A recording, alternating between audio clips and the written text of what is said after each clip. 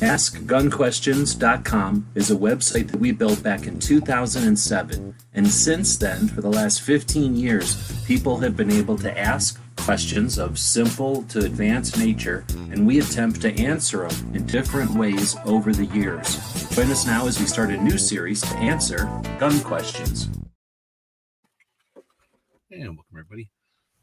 Just as we were starting, I started having this, I don't know what to call it. It wasn't like a cramp, but it was like an itch, I guess, at the bottom of my foot. And I'm wearing a type of shoe. There's nothing I can do about it. Like the shoes, the soles are just too rigid. Anyway, I couldn't get these shoes off fast enough, and it was just driving me nuts just as we started. Kind of like having a Charlie horse and you can't do nothing about it or something. Anyhow, thanks, Tony, for jumping in from New Jersey. Sounds like you're driving. Yes, sir. Yep. Just past New Brunswick on the turnpike. Hey-o. Coming from Aberdeen Guns and Ammo, I went there because they have 2 firearms for me. I have to do the paperwork for it, but still I wanted to get photos of them and video content. One is from Military Armament Corporation and their collaboration with Agency Arms. They have a couple of shotguns they worked on, and I have the M2 Tradesman. That's what it's called. And it's SDS Arms or TSOS. It's their M2 shotgun, which is a inertia-driven shotgun, copy of the Benelli M2. And Agency Arms sprinkled some of their parts on it and Magna ported it and, put just different things on it to upgrade it. So that's going to be entered into diversity shoots. So it's really cool that they have this cool shotgun so people can check it out. And it's very, very affordable. Semi-automatic Turkish-built shotgun. That's an M2 clone with Agency Arms magic sprinkled on it. And I think we're in a situation now where, you and I, when we grew up, semi-automatic shotguns were iffy. You'd have to spend a lot of money to get one that was good. And really, you would good for hunting, but it wouldn't be good for like defense or rugged use. So they would always say pump for like if your life depends on it, and semi for if you want to be fast at hunting. Yep, that was back in the day. And now, and that has changed. And there are companies out that put really good semi-automatics out. One of those companies are Benelli. Well, Benelli's patent has expired on both their inertia-driven shotguns and their gas guns. And companies are making copies of it. And one company that's making a good name for itself is SDS Imports, which has a couple of names under them. One is Military Armament Corporation, and the other is TSOS. So they took this gun they had and sent it to Agency Arms and had Agency Arms sprinkle some magic on it with just features you can read about, like larger controls, better trigger, smoother action. They've changed up the bolt some. It looks like they took some weight off of it. Magna porting again, like I was saying. I don't know if they shortened up stock, but they definitely put in quick release sling points. They have an M-lock rail on the front. So it means it's a lot of upgrades done to the firearm. And then when you look at the sticker price, you're like, this was a $3,000, $4,000 gun purchase a decade ago. And it's still, couple $1,000 gun now if you use someone else or close to. And I think their prices, you got to look it up because it's different everywhere.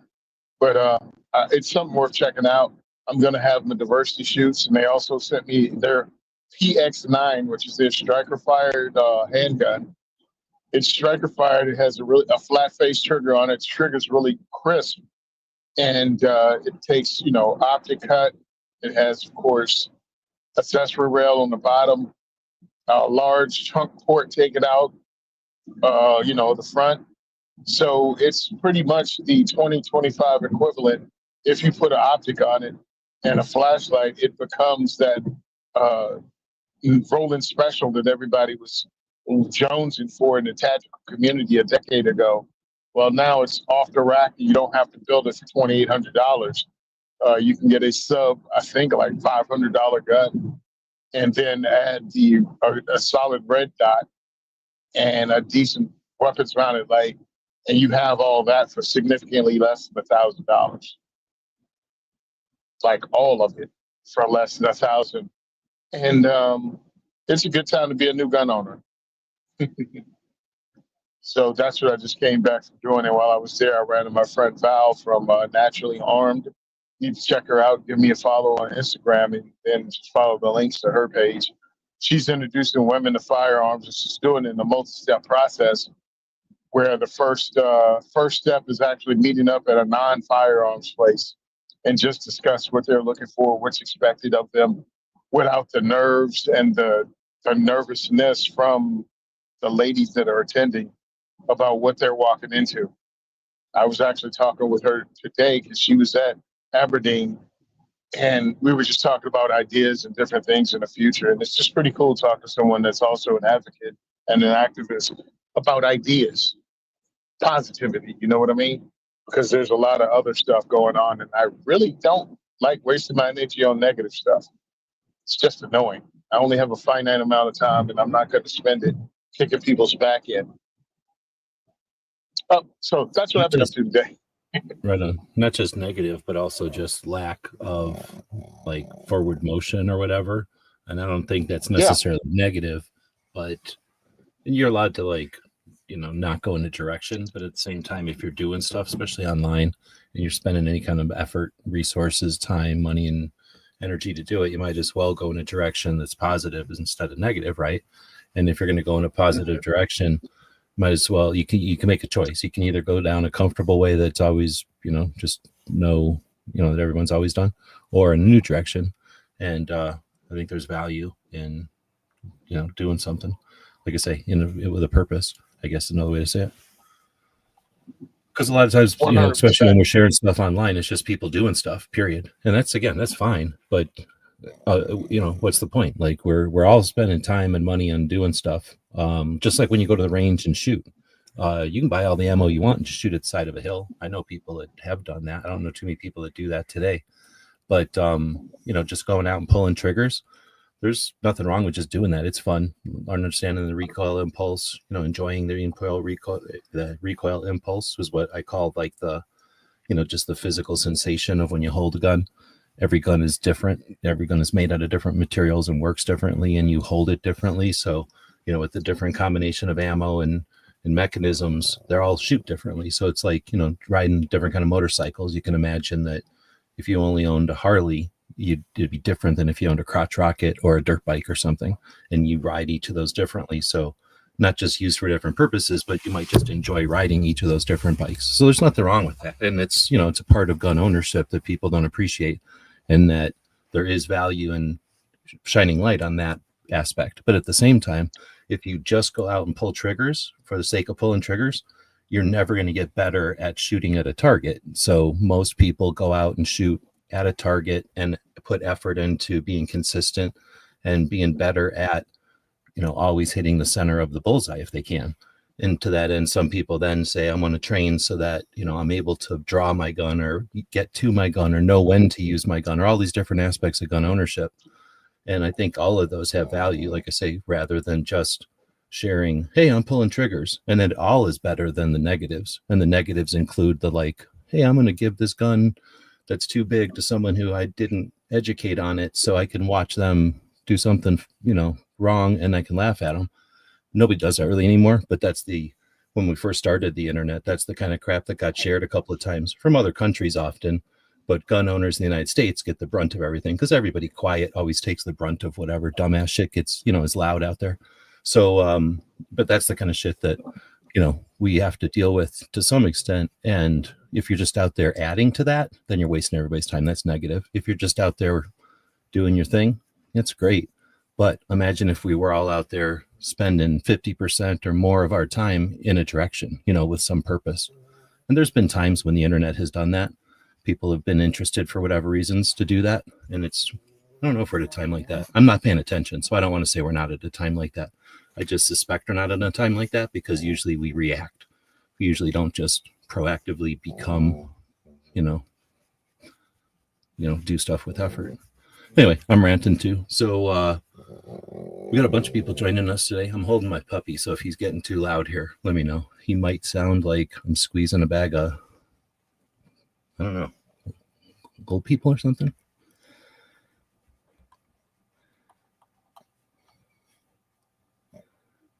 Tony's muted, so I don't know if we lost him or if he's just not saying nothing. Yeah, you didn't mute. Yeah, muted, so you wouldn't have to hear vehicle noise. I agree with you. It's just the effort, man. It's the amount of time you put in to do things. And I'm like, why am I going to do that in a negative way? Yeah, I have my own opinion. Right now, the big thing is the Gundies.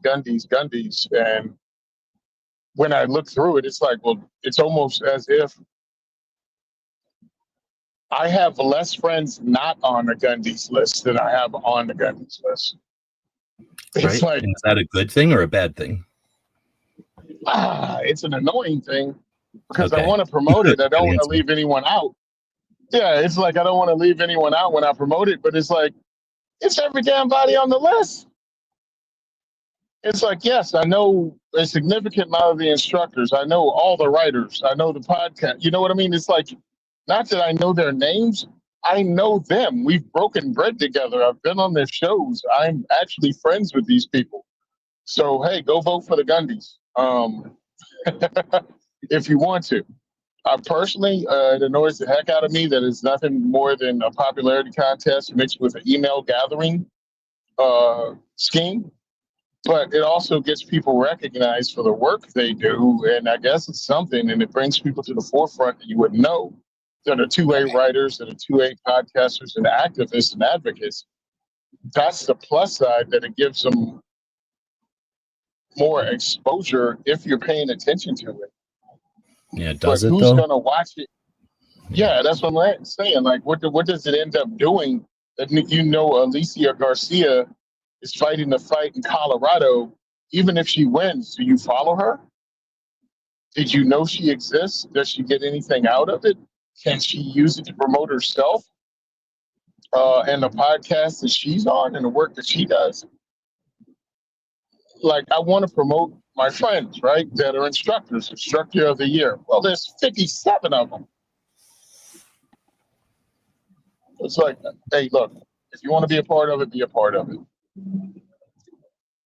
Well, you brought that up. So we were just talking about, like, what to put effort at, what's positive effort, what's neutral effort, I guess, what's negative effort. And yeah, I mean, I'm not going to tell a company how to run their thing. They've been doing it for a couple of years now. It sounds like they're not even doing the email gathering appropriately or like the way you'd expect. So they're not even doing anything with it. But yeah, I could see a way where if they said, one, they should discriminate more or do something where there's some arrangement so that, yeah, you don't have 50 something, an unreasonable amount of people to compete with each other, because that doesn't create awareness for anybody at the level that it would if they were, much fewer, 12 or 6 or something, where they could actually concentrate on them. Mm-hmm. Plus the people aren't going to be probably mentioned more than their name. If they get somehow way into the ranks, they'll be kind of, maybe a paragraph said about them, but they're not going to be featured or focused because there's just too many categories. So I think a better way to run something like this would be from an organization at, national level that can afford to put to task some people to it, right? Instead of an organization that has to then make money, right? Like if you are just an organization of number of people, you have to either have a lot of volunteers who think it's a great idea. And that was done. It was called, what was it called? As bonus points for anybody who can remember. It was Condor 5x5 did the awards for 2 or 3 years, and he did them when YouTube was kind of first starting, and we kind of figured out there was a community for gun owners, and that's where the Gundy stole the idea from, really. Anyway, he did the tactical something awards, I think they were called, and he allowed people, he used a service, like a system that you could sign up for. It was like a free service, like a free web service thing that allowed people to nominate people for a number of days. And then once there was like a cutoff, right, then those people who were nominated could be voted on.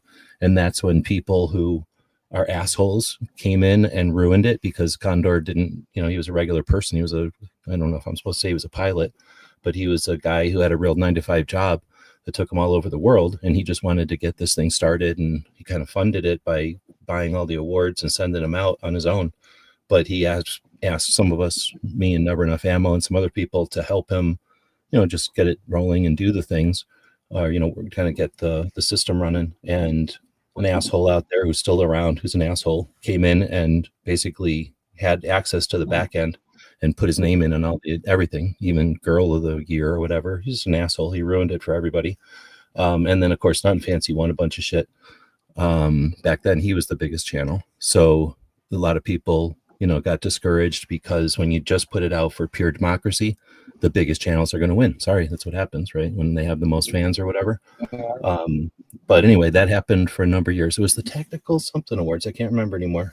But then gap of like 10 years, and then the Gundys come along. So they probably didn't steal it. They probably didn't even know about it. But if they did know about it, then they're jerks. But anyway, same concept. Create a system, let people nominate, and then cut it off, and then let people vote. If you're going to do that, though, what I would suggest is do it at a national level, so that an organization, doesn't have to make money off of it. Doesn't need to pay for itself necessarily. It can just be an actual awareness thing. And then you be creative with it and interactive with it. And you have somehow either match people up or let people pair up or something, probably random, or maybe even let people vote on what the pair ups would be. But then you get your little channels with your large entities mixed together, so that you truly create awareness and understanding of the efforts that people are doing and the products that people are making. You know what I mean? Like, either randomly match it up so that, these rifles are going with this organization, or you look at it and go, oh, you know what? It's kid safe, right? I want to mix it up with the other one. But anyway, he needs rifles. So let's, not give him handguns. Let's give him rifles, so actually pay attention to what you're handing out or mixing together. But basically have something where if you're going to have a national awards thing that you're going to spend a lot of time and effort on, then you make it actually useful. Doing it at SHOT Show is smart, but having it the event at SHOT Show so that it takes time away from everybody, I don't know if that's necessarily cool. It was a thing, and they've accomplished it. But again, to get everybody at SHOT Show to go together to a place just to slap each other on the back privately, I don't know. Like, it would be cooler to see something more productive with the time done. And again, I'd have to sit around for a second to think about what that could be. But it could be way better than just an awards banquet for the industry. We don't need that. That's emulating Hollywood, and nobody gives a shit about that when they do it. Why would we want to have a level of our people do it? But whatever. I'm going to go to the questions, I guess, since otherwise we're just bitching about. I think we've bitched about that every year it's happened, right? At least I have. So gun question, what are the different versions of what is now the Smith & Wesson Model 10 from Woods? Thanks for that. I put that into the robot, and the robot came up with, I don't know if you can see on the screen here, I can zoom in a little bit. The robot came up with essentially like a timeline or a list of the various models of the guns that started with the 38 military and police revolver from 1899, and then as it changed over the years, it gave me this timeline. So then I said, can you write a 5-minute narrative of this history? And it did. It wrote me a narrative there. I probably should have said, how about 3 minutes version, and the robot will take about this much time to do it. The revolver known today as the Smith & Wesson Model 10 traces its roots to the closing years of the 19th century, when the firearms design was undergoing major transition. In 1899, Smith & Wesson reduced the 38 hand ejector model of the 1899. This revolver marked a decisive break from the company's earlier top break designs. It used a solid frame with a swing-out cylinder and a 38 special cartridge. The new 38 special cartridge, a combination that would prove so successful it would define the company's revolver design. So it sounds like the 38 special was created for the solid frames because everything else before that was top brakes. So maybe it was at higher pressure because they could handle it.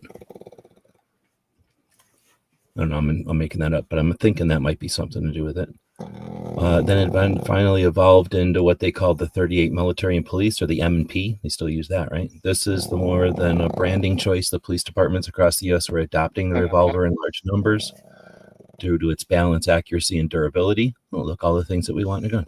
It soon became a standard sidearm for law enforcement and security, both domestically and internationally. The 1905, particularly the fourth change version, became one of the most widely produced handguns of its era. From the 1910s through World War II, these revolvers were carried by patrol officers, detective guards, soldiers. The design changed little in appearance during this period. How well it met its intended purpose, its reputation for reliability was firmly established long before the modern era. After World War II, Smith & Wesson resumed commercial production with improved materials and manufacturing techniques. The post-war military and police benefited from better steel, improved heat treatment, and refinements to the action. The revolvers represented a bridge between the pre-war craftsmanship and modern mass production, while still retaining the familiar look. In 1957, it was adopted to give it a change from 38 military and police to the Model 10. The change was largely administrative, but gave the revolver a clear identity for future generations. From that point forward, engineering updates were tracked with dash numbers reflecting incremental changes, refinements, rather than radical design redesigns. For the middle of the mid-20th century, the Model 10 was a quintessential American police revolver. Millions of officers trained and served with it, carrying it on city streets, rural roads, and courthouse beats. Courthouse beats, what's that? Even as semi-automatic pistols eventually replaced revolvers in law enforcement service, the Model 10 endured as a symbol of reliability and straightforward design. It's kind of a neat description, I guess. When it's like Smith & Wesson, do we know like the guy who decided to do this or that? Like, or is it just like the department at Smith & Wesson? Or do they say like the president of Smith & Wesson said, change it to this? Like, I wonder how the history of the stuff is recorded. I have no clue, but I know Dan Wesson, and that's, or maybe even the third, I don't know, was the one that said, all right, fine, you guys want to do this and get into a bare knuckle fight with Colt, coming out with hunting revolvers and dependable revolvers. I'm going to make one that's, a 2-inch barrel, a 3-inch barrel, a 4-inch barrel, and a 6-inch barrel are all in the same package. And I'm going to make the modern revolver modular. And that was him. So I'm wondering, did they develop this as one person doing it, or they bring in all engineers and did it? Like, we need a military double action 38 because they were downsizing from the, Colt single action and the Schofields and 45 Colt. So who knows? And then all of a sudden it was like, yeah, we're going to have a whole line and base everything on this with different barrel lengths and butts or stocks or whatever you want to call them. Who knows? Who knows? But at least they had names back then before they just did model numbers.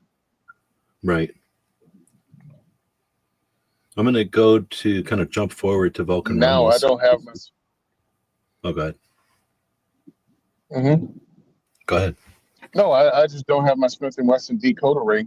I don't have a Smith & Wesson decoder ring, and it's kind of hard to figure out which is which. Glock has gotten to that point now. There's so many different designs. I used to know them all when you said them. Now I don't. No, seriously. And you have to do that for each company. Like, none of them are smart about it. They're all jerks about it. And I guess there must be some reason, some scientific reasoning for that. But you can't even really get a chart, like some kind of a mapped out poster or infographic or anything that even kind of makes sense of it, because if they did kind of have any sense or reason, they usually change after a couple of decades, so only a few models are affected by whatever kind of system they usually come up with. There's probably some exceptions to this, but I can't think of any. SIG is insane. Glock, you just have to sit down and memorize them. There's no rhyme or reason to that at all. And then Smith, again, they got this weird coding, and I know people that can decipher it, but I mean, I'm convinced it's as difficult to remember as the Glock stuff. And then anybody else, you just have to remember every single model number, like Ruger or whatever. They never bothered to do anything, right? Or am I wrong? They think there's like a Ruger 4 and a Ruger 3 shotguns or something like that. Let's see. So, but Vulcan Rumble asked a question here, so I'm going to try to hit this one. I'm looking for a compact slug gun because I'm in Massachusetts. The AR signify loyalty to the U.S. Constitution. The party boss of Massachusetts considers that a crime. Any ideas? So, looking for a compact shotgun, I guess.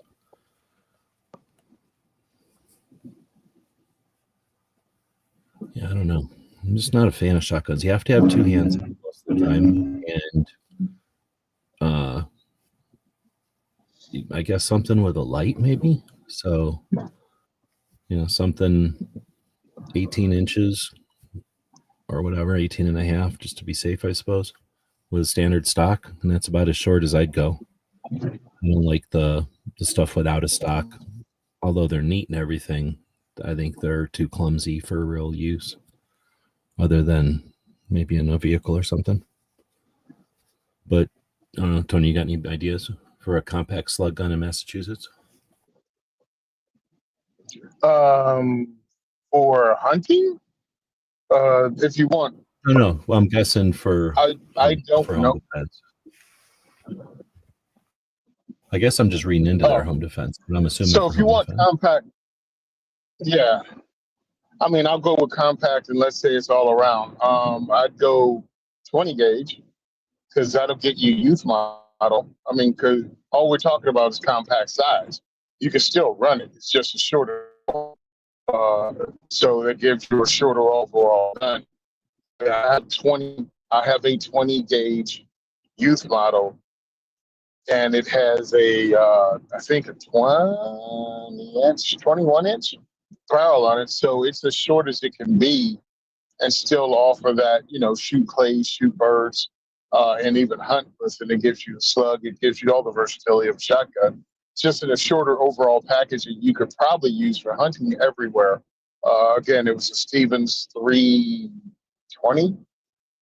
And then if it's for home defense, again, same with the 20 gauge, in a youth model stock or a youth model 20 gauge.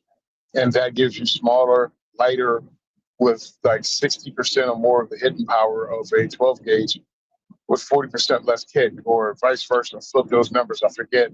I'm quoting it from a Masayub article I read years ago.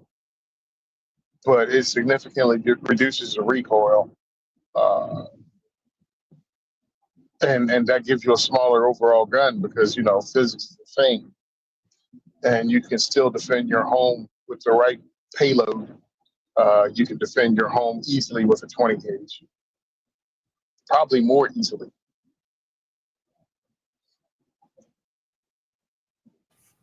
All right. Well, now he's coming in with no light, slug gun, no grouping, no buckshot, executive protection, AOW. So, yeah, that's just out of my realm. I know that that's a way to do stuff, but so is like single shot 22, and both, they're just not what I would go to. So I don't really have an opinion on that one. I don't understand what the question is. I didn't read it. So he's saying not looking for a light, and it's a slug gun, right? So not looking for groupings, not using buckshot or anything like that. So for executive protection, definitely an AOW, so something little. So the only things there are is like a Serbu. And I know people with Serbus, but I wouldn't. I know people that own Serbus, and they won't go grab their Subaru for nothing. Like Serbus are good for maybe breachers. Like I think that's what it was first for like a guy who's going to breach a door and needs 3 shots to get the door, what do you call them, the hinges out. And they're kind of fun to shoot, but they're not that fun to shoot. Like if they were, the only way I would ever own a tiny little shotgun is if there's absolutely no restrictions on them. Because then, yeah, you want to own one. But with any amount of restrictions and cost to them, it's just, I don't like them. So I don't know what to tell you for And then if you talk about like a small double barrel, that's just pointless. It looks cool in the movies or whatever, but it's just a pointless little gun. Anyway, I don't have much opinion. I'll let Tony give you All guys. right. So another way is to use one of these aftershocks or shockwave guns that are firearms and not shotguns. So, 12 gauge, 20 gauge. IWI just started making one. So you can check those out and then turn it into an AOW with a $5 tax stamp then. I think that can be an option.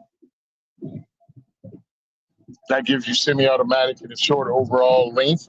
And if you use, at least with the Mossberg, the S variety, that allows you to use shorty shells, the shorter 12 gauge shells that allows you to actually up the capacity of it.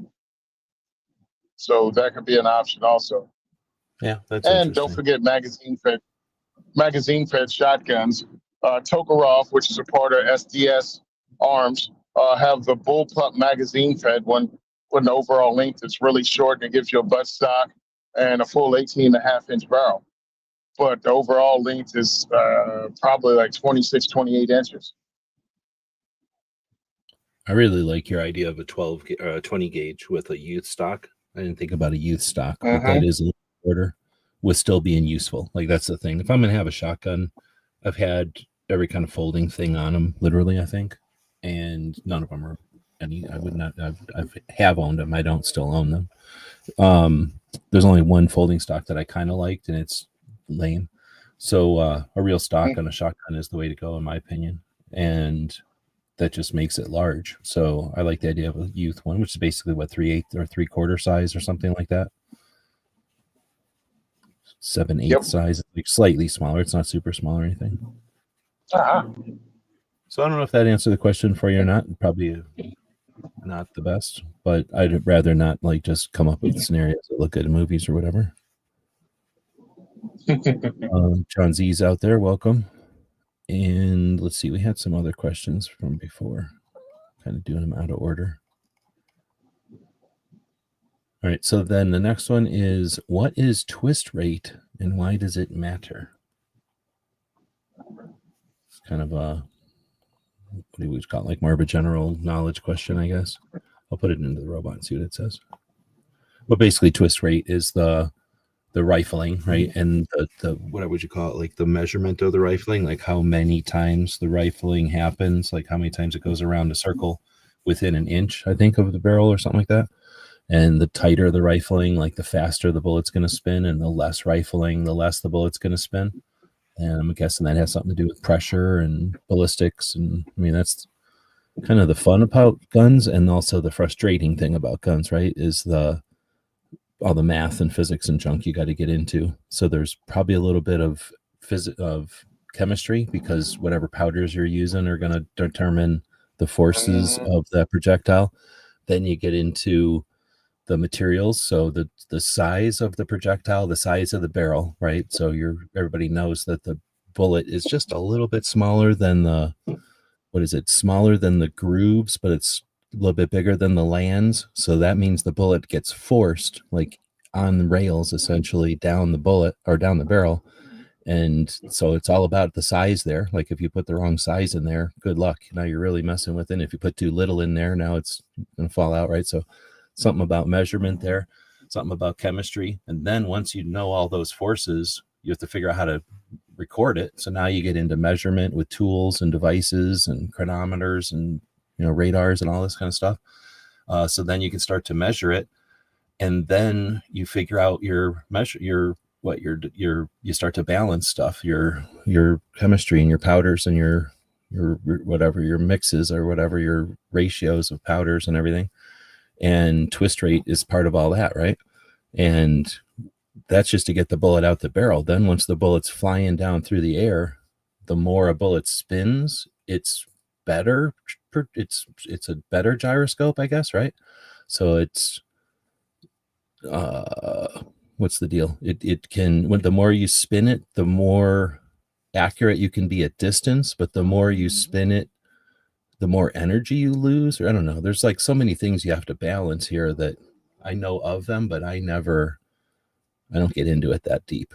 I don't know. How do you describe twist rate? Does that ever come up as a question at a diversity shoot?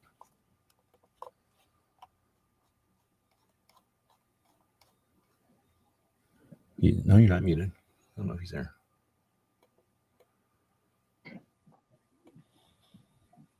Yeah, there's a delay when I hit the unmute button. I have to pay attention. There you go. Yeah, no, it doesn't come up at diversity shoot, but it has come up as an NRA instructor. And yeah, the spin on the bullet stabilizes the projectile. That's what it does. So the twist rate is different, and it has different variables: length of the projectile, weight of the projectile. So that's part of that. That's the spin on a football, as I put it in class. And yes, they all have an effect because really, it's a math problem, right? It involves physics and everything else. When you fire M16s, when they first came out, had a 1 and 12-inch twist rate, which, you know, the round would go 360 degrees within 12 inches, right? Yeah, in 12 inches, it'll spin one time. So that was what they called a slow twist rate, I think.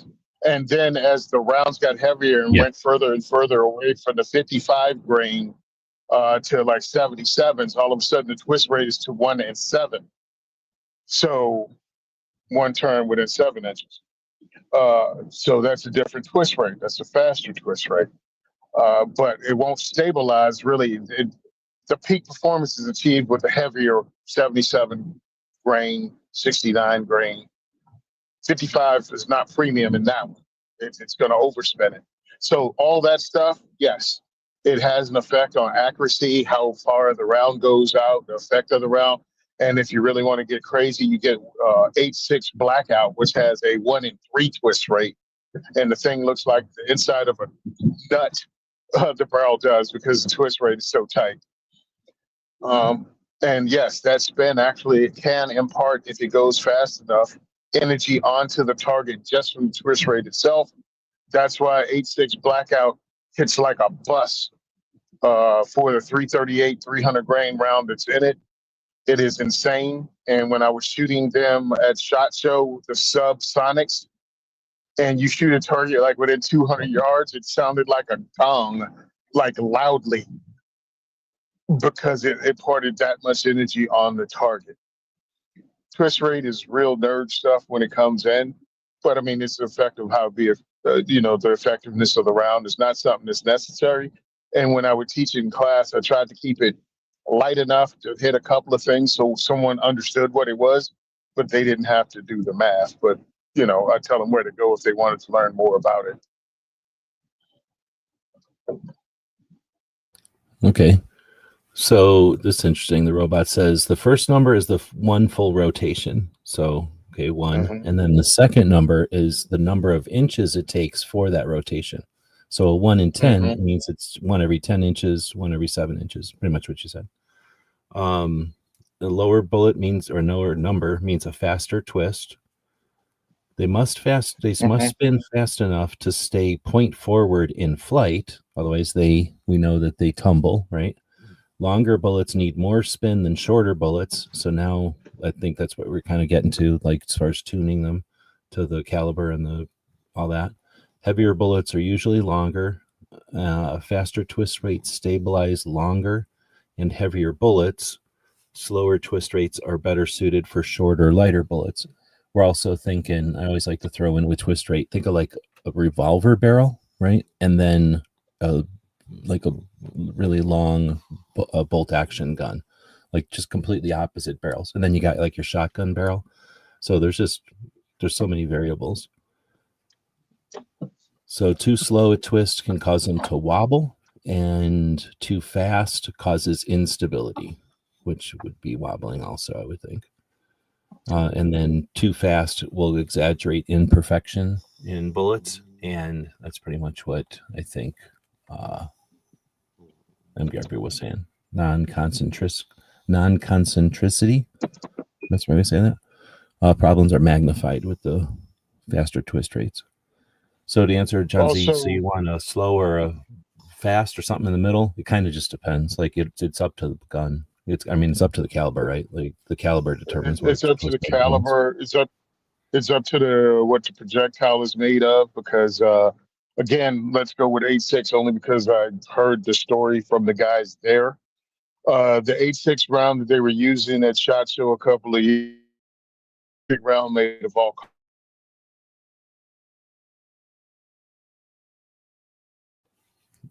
He's asking, so twist rate applies to long guns more to handguns? I don't know. Jack Not round, really. it would actually tear itself prior to even getting out of the barrel, and it would pretty much come apart like the $6 million man's freaking spaceship by the time it got to the end of the barrel and shred like suppressors and things like that. So it's very important for most part if you're doing something specific. Now, just for regular guys looking to buy a firearm and you're like, hey, I want to buy an AR-15, and they hit me up with all this crazy, what twist rate do you want? 1 in 8, 1 in 7, 1 in 9. All that is good, and it can take a variety of different ammunitions.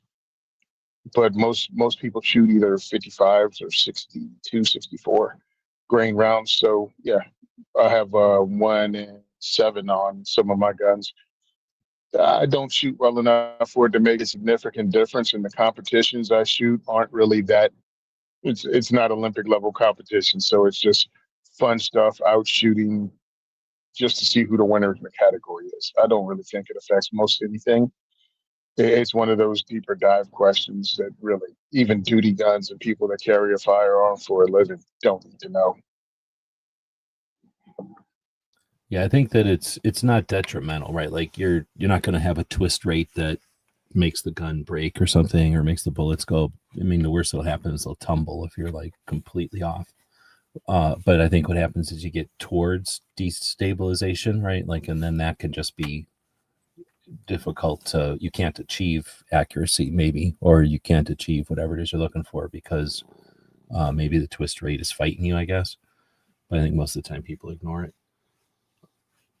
But John had asked, do you think it applies more to handguns or long guns than to handguns? I would say on handguns, I'm surprised that that's not a thing yet. I'm sure at some point it'll be a thing where some company will come out and say, we've made a different twist rate in our gun, and here's why that matters. But I think most of the time, twist rate, if it changes, it's probably for competition shooters, maybe for hunters, to somehow tweak it to the caliber. But I think it does matter only in the respects that if you had a really tight twist rate or a higher twist rate, I think you'd notice it in a handgun because the torque would be in your wrists, not like against your shoulder. But that's one of the reasons I'm Plus, I mean, I only think it would become a thing in firearms when you get down to Olympic level precision shooting. That you'd have to know your load, your twist rate, and what particular round you're using. When it's fractions of an inch for world championships, like that's when it gets to make a difference. And I think some of those rules are already in place for the competitions themselves. Like this is the round you're going to be using if you use this caliber kind of thing, because then you get science involved and you'll have people shooting really weird things. You know what I mean? It's like, so yeah, that's why 22s are a thing in most Olympic shooting. And I think Olympic centerfire is like 38s. It's an established round. I mean, think about 22s and 38s have been around since the late 1800s. They're accessible to almost every country. I was just actually listening to a thing today about when the Soviet Union started using Smith & Wesson 38 revolvers. When they switched over, I think in the 50s, from Mosin Nagant revolvers to Smith & Wessons, because that had to be a standard caliber or whatever, or for some other reason. Well, I think to be competitive. I mean, you can slick that Mosin Nagant revolver up all you want. It still has a horrible freaking trigger and a lot of movement, because not only are you turning the cylinder, you're pushing the cylinder forward to get rid of the gas jet. And the minute they changed over to actually 38 cal Smith & Wesson revolvers, that first year, they won the world championship.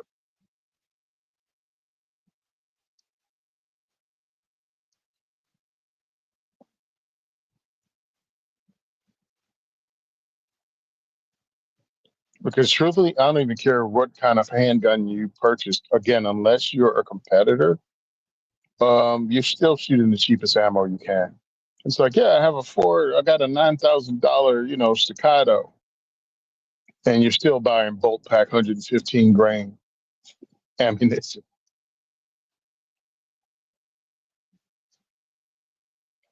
Oh, and speaking, if anybody wants to buy bulk pack 9mm ammunition, you can all do it. Contact Gun for Hire Range in Woodland Park and purchase it that way and tell them it's for. The second is for everyone diversity shoot on December 18th. Yeah, we need 9mm ammo. And I'm trying to get people to donate it so I don't have to pay for it, because a lot of bills are coming due at the end of the year between, the insurance, the post office box, and other things, all of it. And, tickets to flight to SHOT Show. All boom, collaborate to just suck out the funds of the bank account, of the 2A4E bank account. So if you want to help us on the Thursday, December 18th event, contact Gun for Hire Range in Woodland Park and purchase a case of ammo or purchase a couple hundred rounds or whatever you can afford, but it would really help us out. 9mm, and if you really want to be generous, you have 223 or 556 also. We have a buttload of 22 right now, but we're trying to get more centerfire stuff. My guys are coming through with some pretty cool guns. They got the Kimber 2K11 that's there. Some of the guys brought in the new Staccato HD. My volunteers use their own firearms, and they buy cool firearms, and they want to have people shoot them, which I think is really awesome. But I am feeding them. So if you can help out, I really appreciate it. Yeah, this thing's stupid as far as like the YouTube policies and the the vagueness and the lack of, I don't know what to call it, like just the lack of an awareness of what they're gonna get mad at. So yeah, I don't know what to say. That's frustrating, and it's like one of those things where if we didn't have a weird, like an invisible handcuff or something, that, or an invisible muzzle, maybe, like that's how I feel like it is, because it's not quite, if they told us what not to say, it'd be easy enough, but they give us this like vague list of shit and then attack us for shit that isn't on the vague list, and they don't tell us what it is. So you know what I'm saying, it's like this weird unknown handcuff that we have, or gag.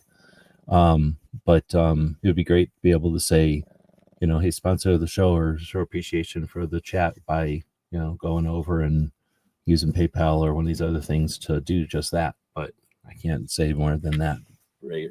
Vaguely what we're talking about. There's a thing called Gun Streamer that existed for a while. Did we talk about this last week? Or no, we didn't do shit last week. I was sick last week, 2 weeks ago. I don't think we did, because I just seen it on the 9th or something. So you remember Gun Streamer from back in the day? From like 2018 to 20? You do? Yep, I remember. Okay. So they existed and then they went away, and that's frustrating. But then I just seen on Instagram that they're back with a different branding. Don't know if it's the same people or not. Basically inviting people to go to their Discord. So I went to their Discord and asked them if it's the same people or not, and I have not heard back from the 9th. So it's only the 13th, so I don't know how fast they're rolling everything out. But at first I thought, oh, great, a new streaming service, and just in time for YouTube to be, being the way they are, it'd be great, to have options. But it looks like it's for sales, not for just chatting. And if that's the case, less of what I'm interested in, but that might be an option for us to go live over there, let's say, and talk about whatever we want over there. Yeah, I mean, Or is that kind of look, stuff? they know what they're doing, and when you put it out there that firearms related and freedom related things are being muzzled, people who don't pay attention and need to be actually spoon fed life want to argue with you. And it's like, hey, look, just that you don't pay attention to things. Like, you're the last one to get the detective show. You're the last one to figure out who the killer is. And you continually look around and go, how did we end up here? Because you can't put it together and see patterns. And I'm like looking at the anti-freedom pattern, right? The what do you call it? Would when you're even afraid to say the word COVID because they block you or do something where you or affect your reach, much less not agree with the official story. All of a sudden, your reach is affected. You talk about firearms the wrong way, whatever that is. Again, with their vague rules and vague wording, it affects your business or it affects your reach. Well, and the fact that And they're it's like, even doing this, like when we first started all this, or when they first started these platforms, and when everybody started to really get on board, and social became a place for people to gather, it was because they weren't putting weird restrictions, rules, barriers, whatever you call, like guide rails, something like lines in the sand. Like they were just letting you do stuff within reason. It was obviously like legality and stuff. But yeah, now that they're being weird about stuff, it's and randomly, it seems like it's just very difficult. it's very difficult. And when you tell people that government was involved and government was one of the reasons, and like it's coming out now that, the Biden White House was involved.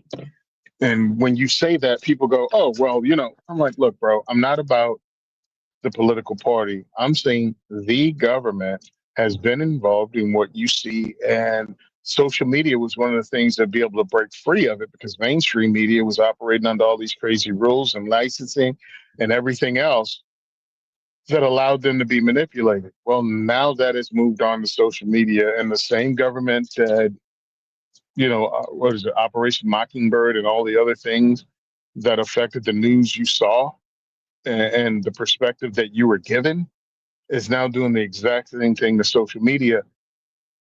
And when you're trying to wave that flag, and almost like what do you call it? One of the workers, when they're putting up the signs for road work ahead, and you're trying to warn people, and they're just others that are barreling by and putting their foot dead in the gas tank, not thinking about touching the brake. Because if it's true, the news would tell us. I'm like, the news is the one that manipulates you. They're they're affecting your freedoms, and they're doing it on purpose, and they're making it vague, and they're making up rules so you can't actually freely speak. Again, not saying you want to do something illegal, not saying you're planning on hurting people, just expressing ideas that aren't popular will get you booted off or penalized to the point that you don't want to do it anymore, or you look for other outlets to do it on. It's not something crazy. It's not I'm wearing a tinfoil hat and coming up with this with no references. We have receipts, you just won't watch them because they're not entertaining, or your favorite star didn't tell you to look. I don't know, man. I think we're, I mean, Again, I keep saying this, but I can see it happening. So I know that it is happening, but I just don't know what the next thing will be. But we're, as humans or whatever, we're like as a, whatever you want to call it, like a community. I think as humans, though, just as mammals or whatever, because every country is experiencing it. We're just growing past different types of communication or whatever. I've mentioned this a million times. But if you think about, like, we started with just talking to each other, and then somehow we started writing to each other. Then we had telephones and radios and television, all the things that we've gone through. Really, this whole social media shit is just another version of like the National Enquirer, or I'm trying to think like Dime. If you look back at the olden days, I've only know this because I've seen a couple of movies where they mention it. It's not like I know about this, but back in the olden days, people really didn't like dime novels because they sensationalized and exploited things, and were essentially YouTube shorts or TikTok videos of the olden days, when they were like, kids should be out working, because they made kids work back in the old days, right? Like, so they'd be like, kids should be out working, not reading not dime novels or whatever. And dime novels where comic books came from. So they were just like inexpensive. Once we figured out how to make paper and print cheaply, people figured out, well, if we can print cheap enough, then kids will buy it, and kids are an untapped market, and blah, blah, blah. So, they what are you going to make for kids to read? And they would write, exploitive stuff about the Indian Wars mostly.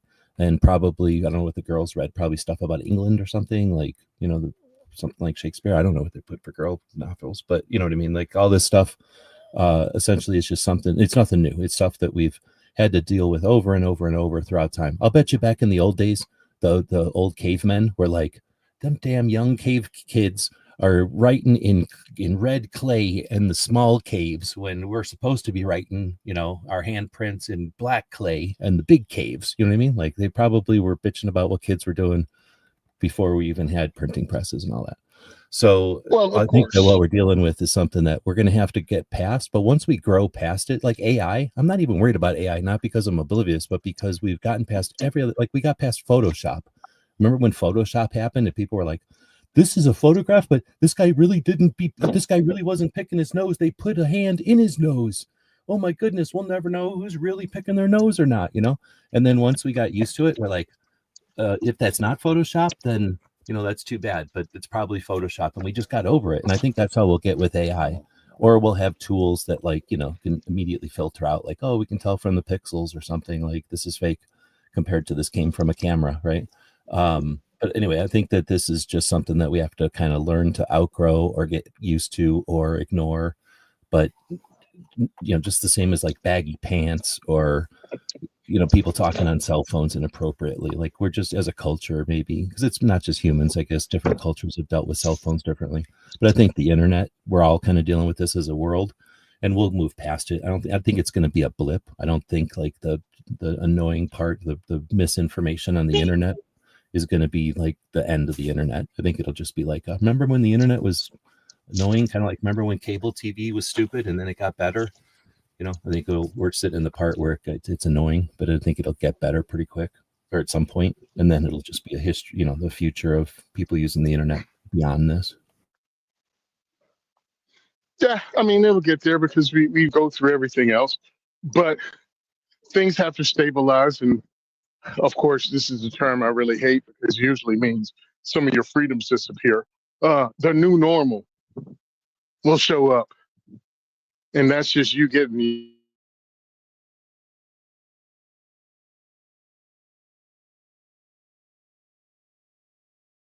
Is Tony cutting out or am I cutting out?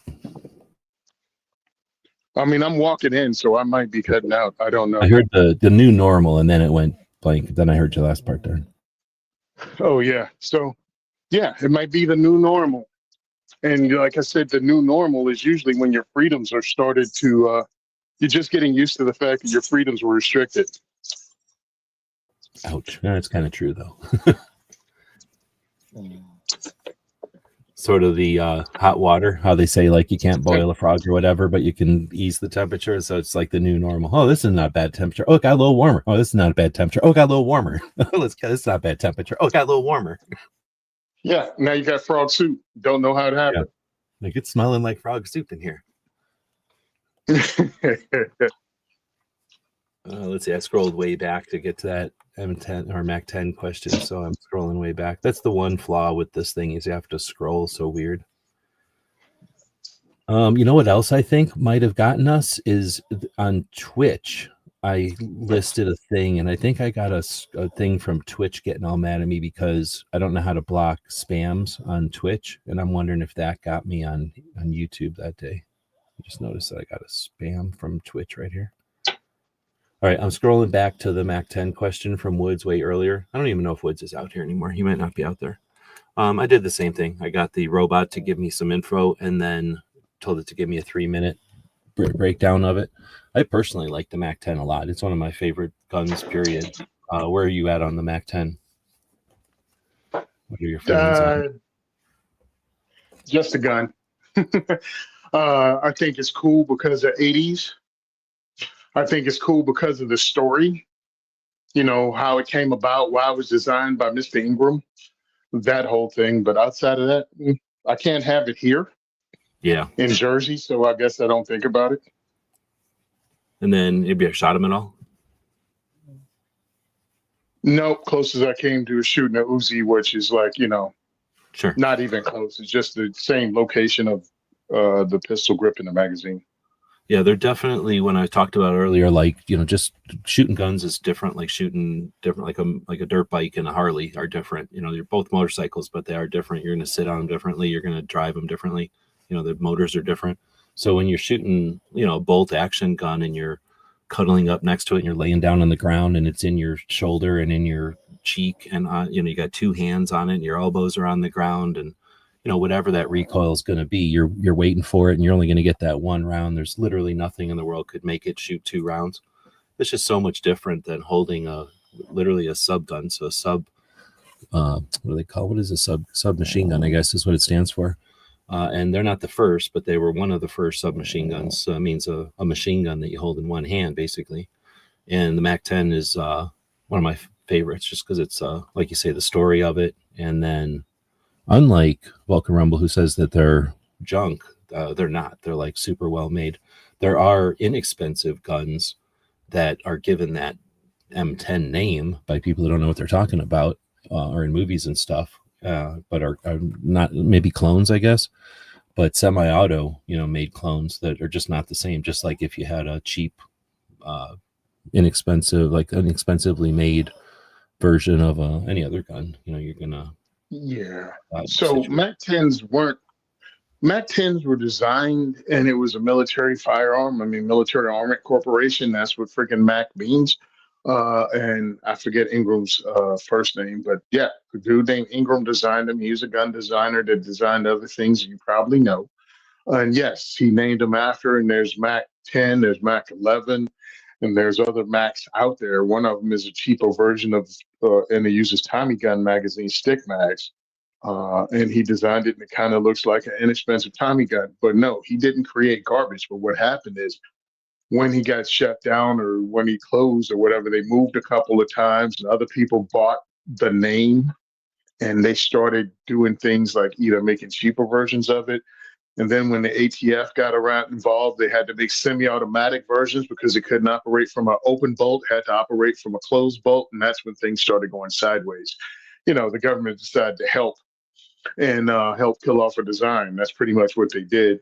And then by the time we get to MAC-10s and Intratech, then the Tech 9, because all of that starts 70s, 80s, and that's when the Tech 9 started being used, and it all got caught in the same gang culture, TV, movie exploitation, and then, used in some drive-bys and some high-profile crimes, and then they just ran with it and villainized the firearm itself.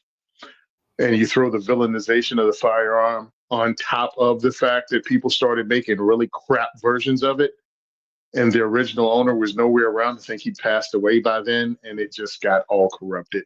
So yes, there are people that think it's garbage because the ones they saw or heard about were garbage because that was probably in their youth, or they're reading something somebody wrote that didn't know the whole story. So they got the last couple of chapters of the book and determined that the whole thing was garbage, and that's not true at all. The U.S. military actually issued them, and they were used overseas, and they were actually used by the Secret Service for executive protection. They weren't MP5.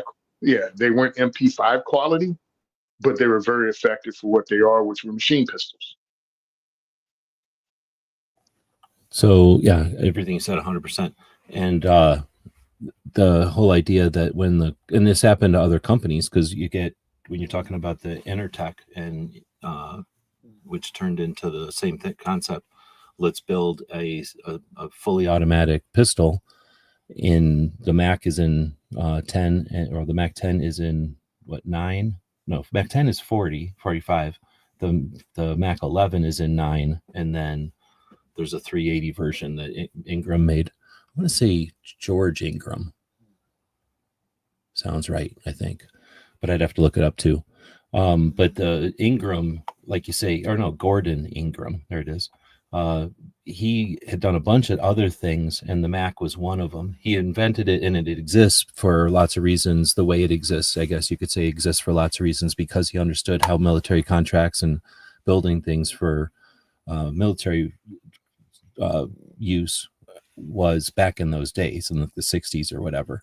But I'm a big fan of like folded metal guns. It's like an AK, it's that same era of manufacturing, I guess is the way to say it, where other guns, were either using plastics or milled pieces or injection molded pieces, like all different, it kind of depends when the gun was invented, what was the cool manufacturing process at the time.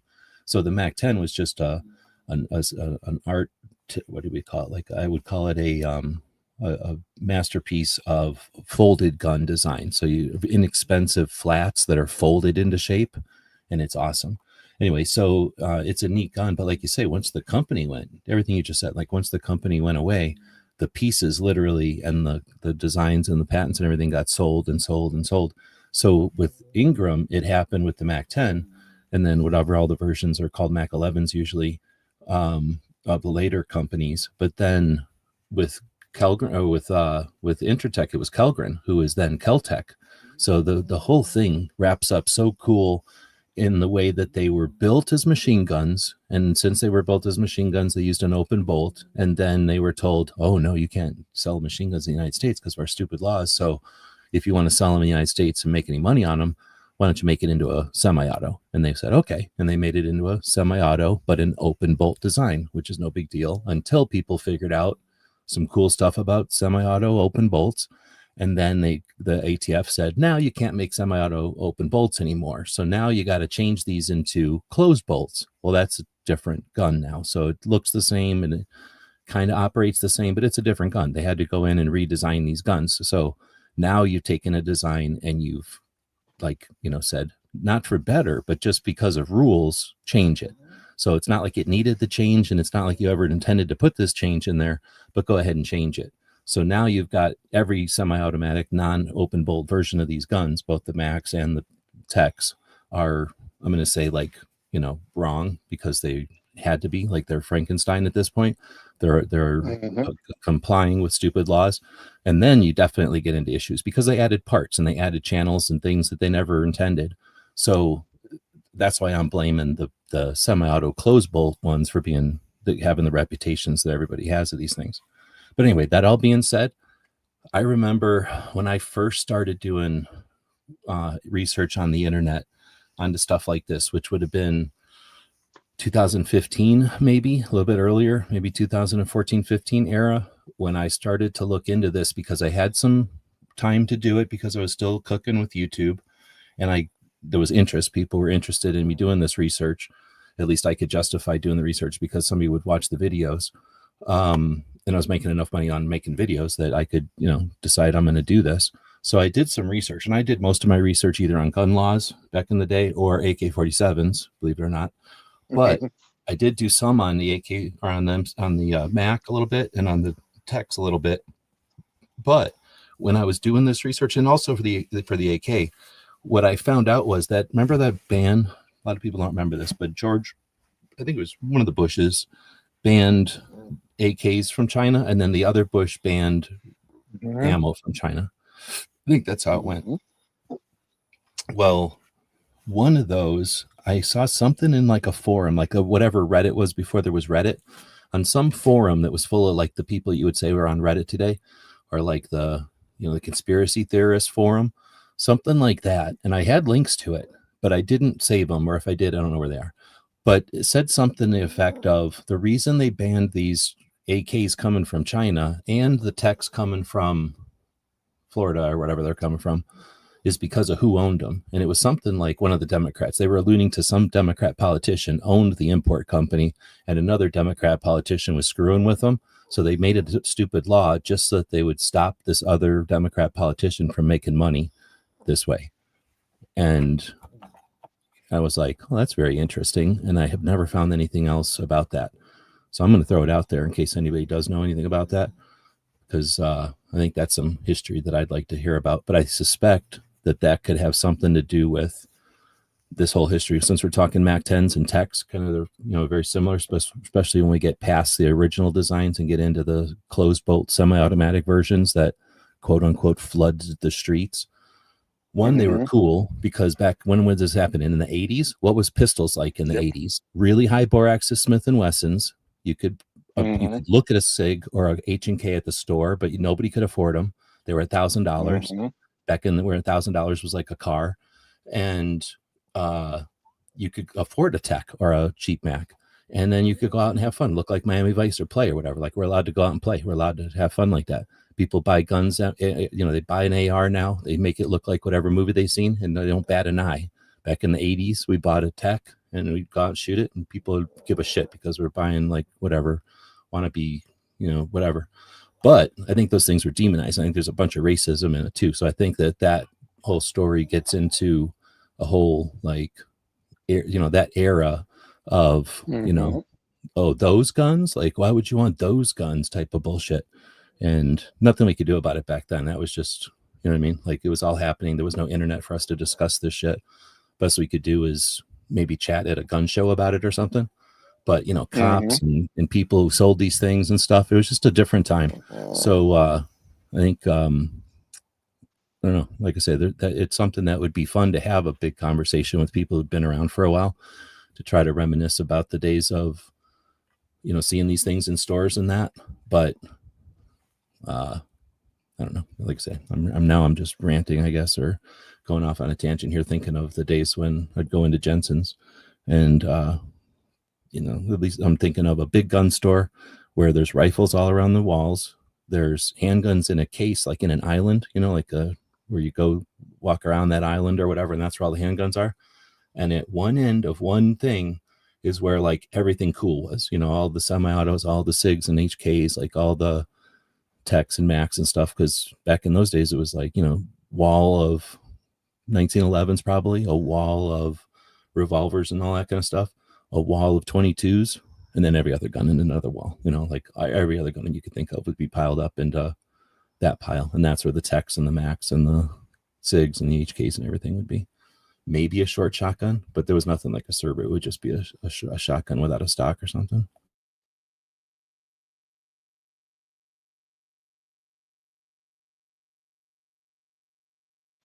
Anyway, I like the Mac, and I guess I ranted there a bit.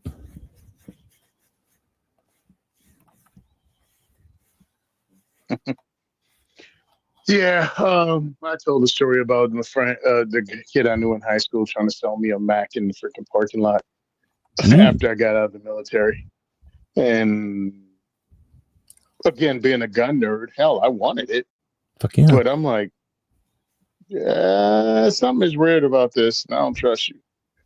So I didn't get it.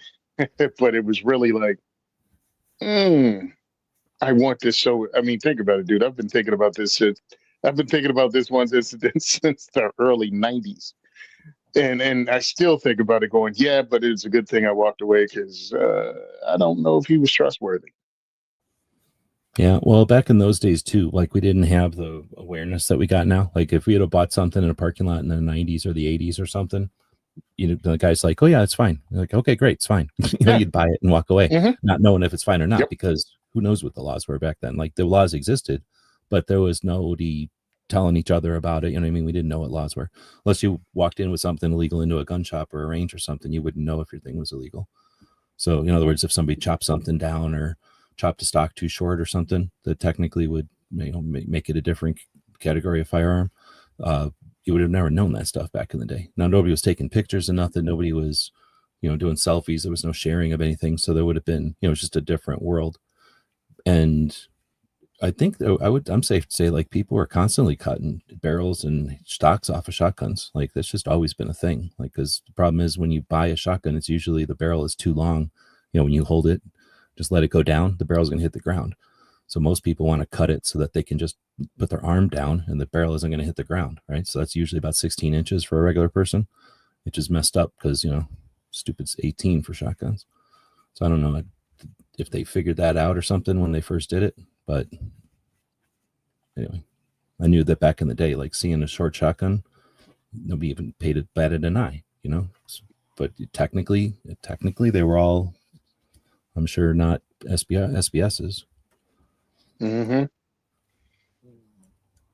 mean, nobody ran around short. I just mean 14, 16, whatever inches. You know what I mean? If that existed, who would know? Like you say, nobody's walking around with a tape measure giving a shit.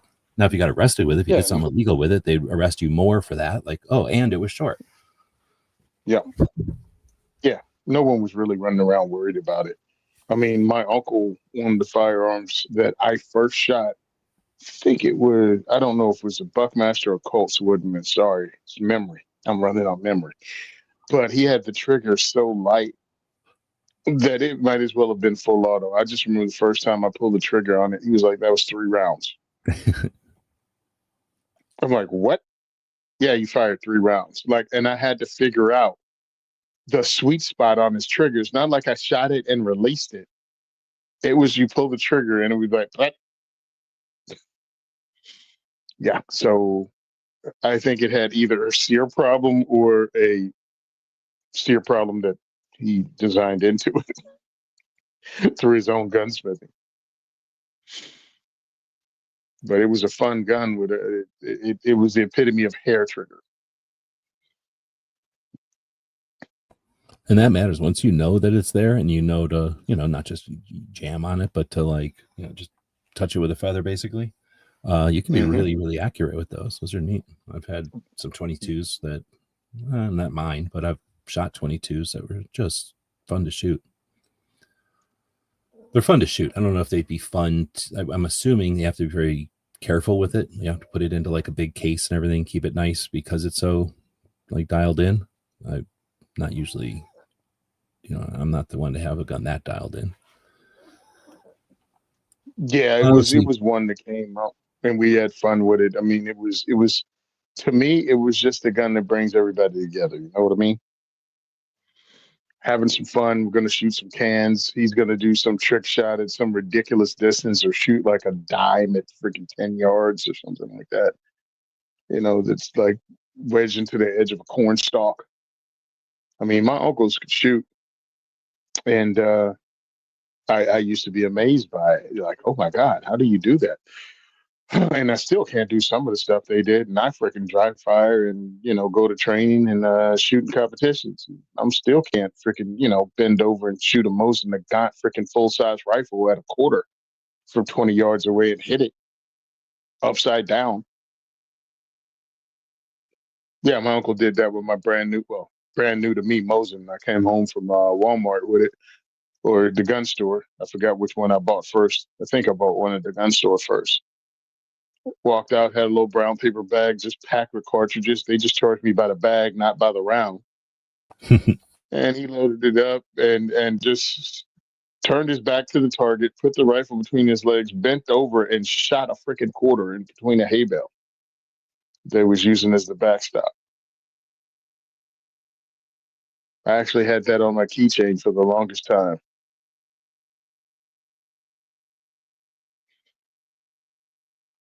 That's something we used to do at camp all the time is, you'd go to scout camp and they'd have a range there. So you could go to the range to get your merit badge or whatever. And then I think there was like other times you could go there. I forget what the circumstances were, but it's not like you could just go there whenever you wanted, but you could go there and make use of the range at times. And there was some, I think towards the end of the week, I think most of the time you go to camp for like a week. So towards the end of the week, if you were into going to the range and everything and you wanted to, you could go back there and shoot at stuff. And a lot of people would just bring like their shoes or hats or shirts or something out there. And then a bunch of us would do a thing where once everybody was tying there, it was cool to shoot your stuff, like your clothes for some reason. Like, I guess because you go back to school and be like, look, I shot my shirt with a shotgun or whatever. Mm-hmm. But we would tie the shoes on to the wire that the targets were on with with their shoelaces. And then I forget what year, some year we all figured out that like, hey, it's more fun to have the competition of trying to shoot the shoes off of the thing by shooting our shoelaces. And yeah, that was the line, if you could shoot your shoelace, if you could shoot a shoelace, I guess, then you were good. And we're talking 20 feet or whatever, because we're little kids. But I can remember that being like the same thing. Like, there's no way that like the bullet isn't even gonna, that's like, that means you have to hit the thing so square on that like the bullet, slices the whole thing. Yeah. And I think in real life, you probably don't have to, it probably melts or something, but yeah, like we thought that was like ultimate skill because about half of us could do it, half of us couldn't, type of thing, So it like really was created a line in the sand. I think most of us had to pay to get there. We didn't like have camp given to us, but we definitely did like shooting our stuff. For whatever years, that was super cool to come home from camp with like a shotgun blast to the hat, like whatever ball cap you were wearing. Yeah. And then it was like, some people wanted it on the bill, some people wanted it in the back or whatever. But yeah, that was like super cool for like a couple of years. But anyway, that would have been the time where if we would have asked them, they would have let us shoot a quarter or a nickel or something and then had a nickel with a hole in it. It's super cool. Well, because it's cooler because it's got, a hole that's like blown into it instead of just drilled into it.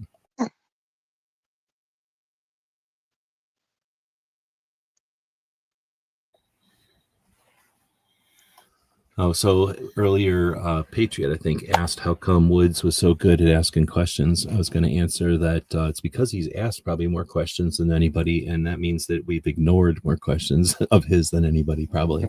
So he's probably got a backlog of ones that we have not asked or answered yet. Probably true. But he does ask good questions that you can actually go on a rant about. Yeah, So he definitely knows.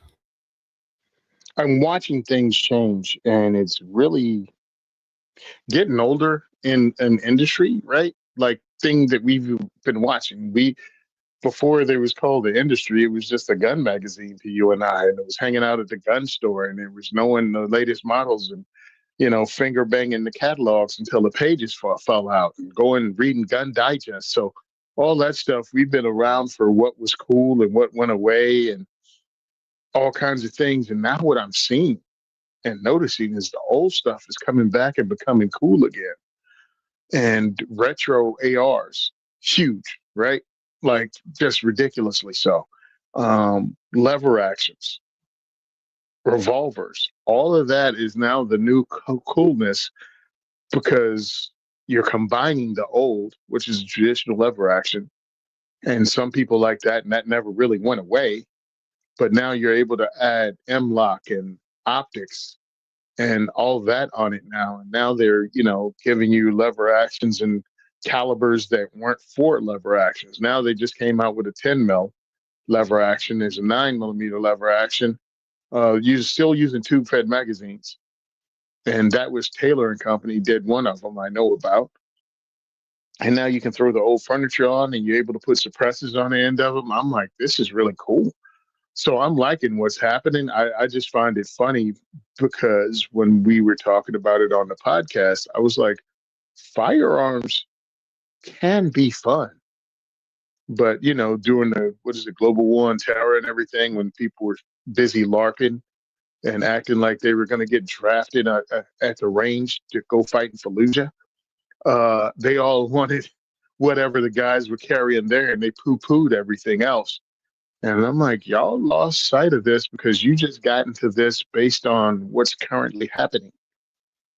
You and I got into firearms because of being kids and the guns we saw maybe in TV, the movies, comic books, some other things, but we fell in love with the gun thing.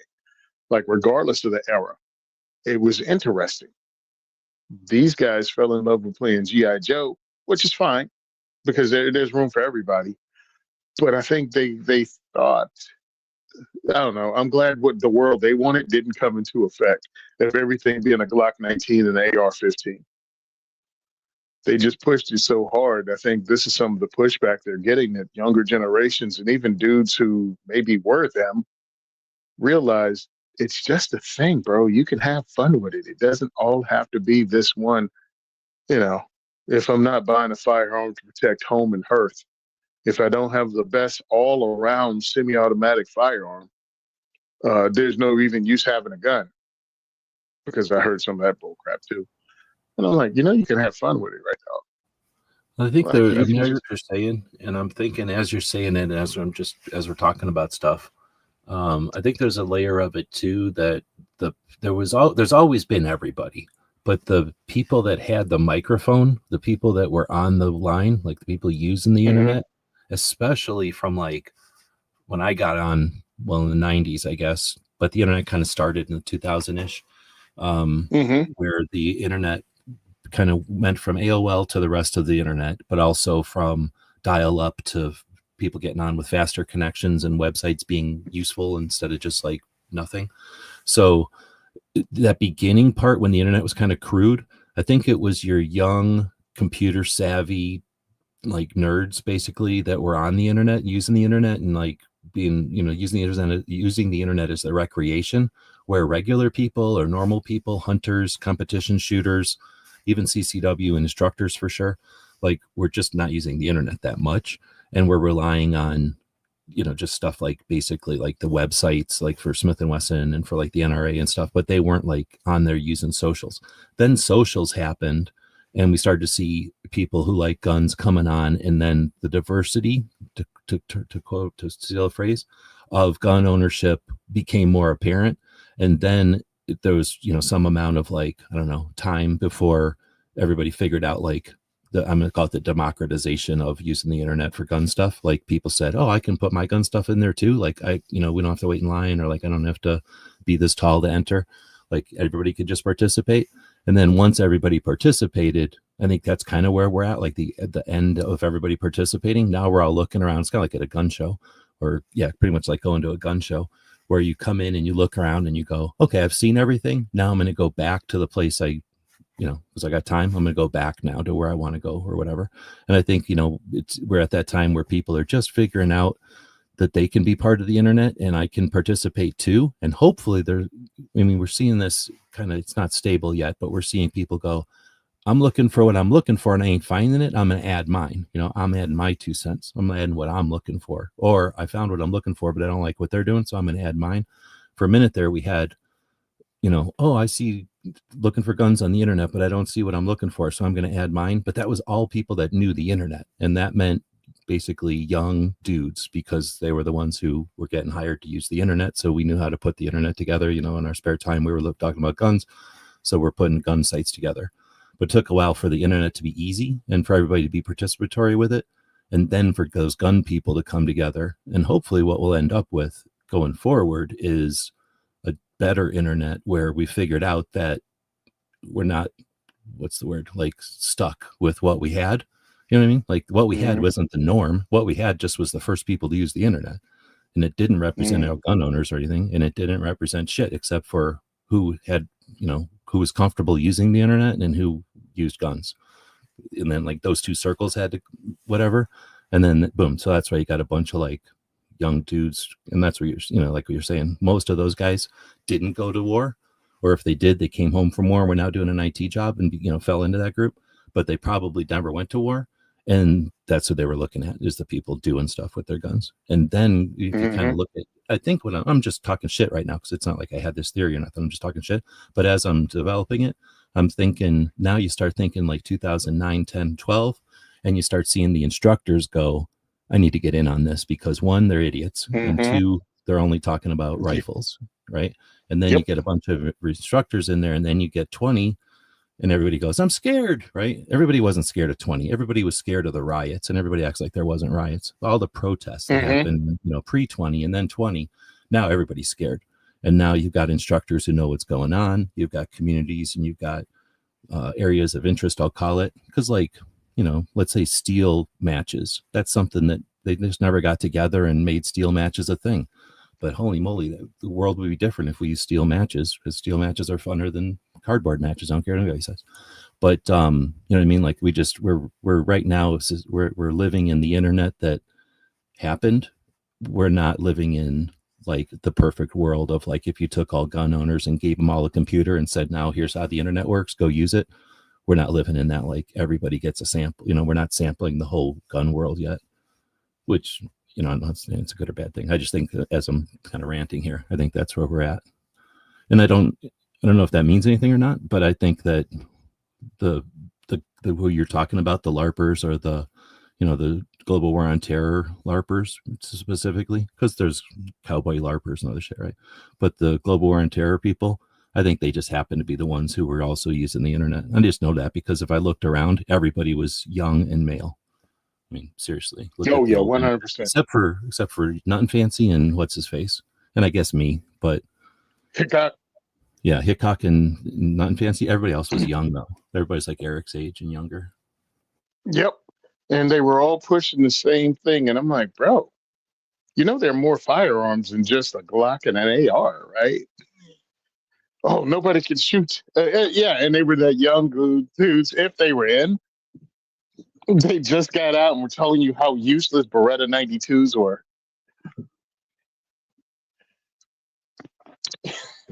That was for a long time. And it was definitely boring. I would say boring for a little while there. It was kind of interesting because for a minute there I was like meeting people and seeing what was going on. But so I was in it, so I didn't know that it was boring. But I can fully admit that if I would have taken a step back, I would have agreed that like, hey, the internet's getting boring here, or the gun stuff on the internet's getting boring here, unless you like tan ARs. But at the same time, I was into it at the time, and I knew people, so it was fun to be, just standing there watching all the frustration and shenanigans and whatnot, and having real opinions while everybody else had their opinions, and being in the internet. It was actually a pretty fun time. But I can understand what you're saying. Like it's not like it accomplished anything. I guess it made really, we know what really good ARs are for shooting in the desert, right? Like we know what those are. But aside from that, like we really don't have a lot from that, except for maybe we learned how to disagree. I think we did pretty good at because it's not like everybody came out in lockstep. So we definitely disagreed and came out with different opinions of that era. Anyway, we didn't come out in dust, so we came out walking, shaking hands and happy. It's just, we probably could have been more productive for sure. But that's 2020 hindsight. Like, how would we have known to the time? Yeah, my whole perspective at that time was, hey guys, everybody's not you. Everybody's not a 20-something that's willing to drop, $2,000 on an AR-15 and a Trigicon optic. Like, we have a whole industry we're trying to grow here. They weren't having the loudmouths again, weren't having it because it was their dream. It was something they were pushing. And then you had the instructors, of course, giving people what they want, but you didn't have to step too far, back for that.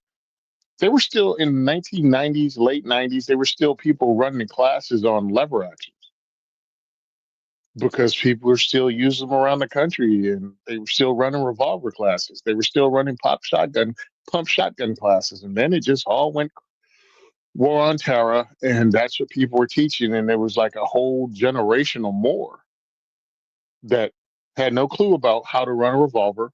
They had no clue about how to run a hammer-fired pistol, double action. You know what I mean? It just all became striker fired all the time. And AR, remember, man, even AK classes were like not. AK classes grew in popularity, but they were never like as popular as ARs. Yeah, at the most popular, there was 5 options maybe, and there'd only and even the instructors that did offer an AK specific class who like gave a shit and did that, except for Sonny, he doesn't count, the Russian guy. But as far as the U.S. instructors, like they would have one AK class and like 10 other classes or 8 other classes. Like they only had the one AK class, and you know what I mean, like it might fill a class once a year, twice a year, but yeah, it was definitely nowhere near the ratio. But yeah, that's what I found. People tend to go, oh, I want the AK because I'm buying the gear that will work and for me, like the gear that'll work in spite of me, or the gear that'll work and give me the power up. I think that's kind of at the time, at least for sure, I think an assumption with the AK side, where the AR side, it's like, nah, if I got to shoot, but if the gun can shoot more accurately, that means I got to shoot more accurately. You know what I'm saying? Like that was kind of a unwritten assumption or an unwritten part of that. Like if the gun is more precise, then I got to be more precise. So if I can be sloppy, or if the gun's sloppy, then I can be sloppy. So anyway, I think there's something to that where you're not going to need to train if you're buying the gun that's sloppy. And I mean, what's the point of training? I don't know. That's what I found you. I was watching you doing those bag of AKs back in the day.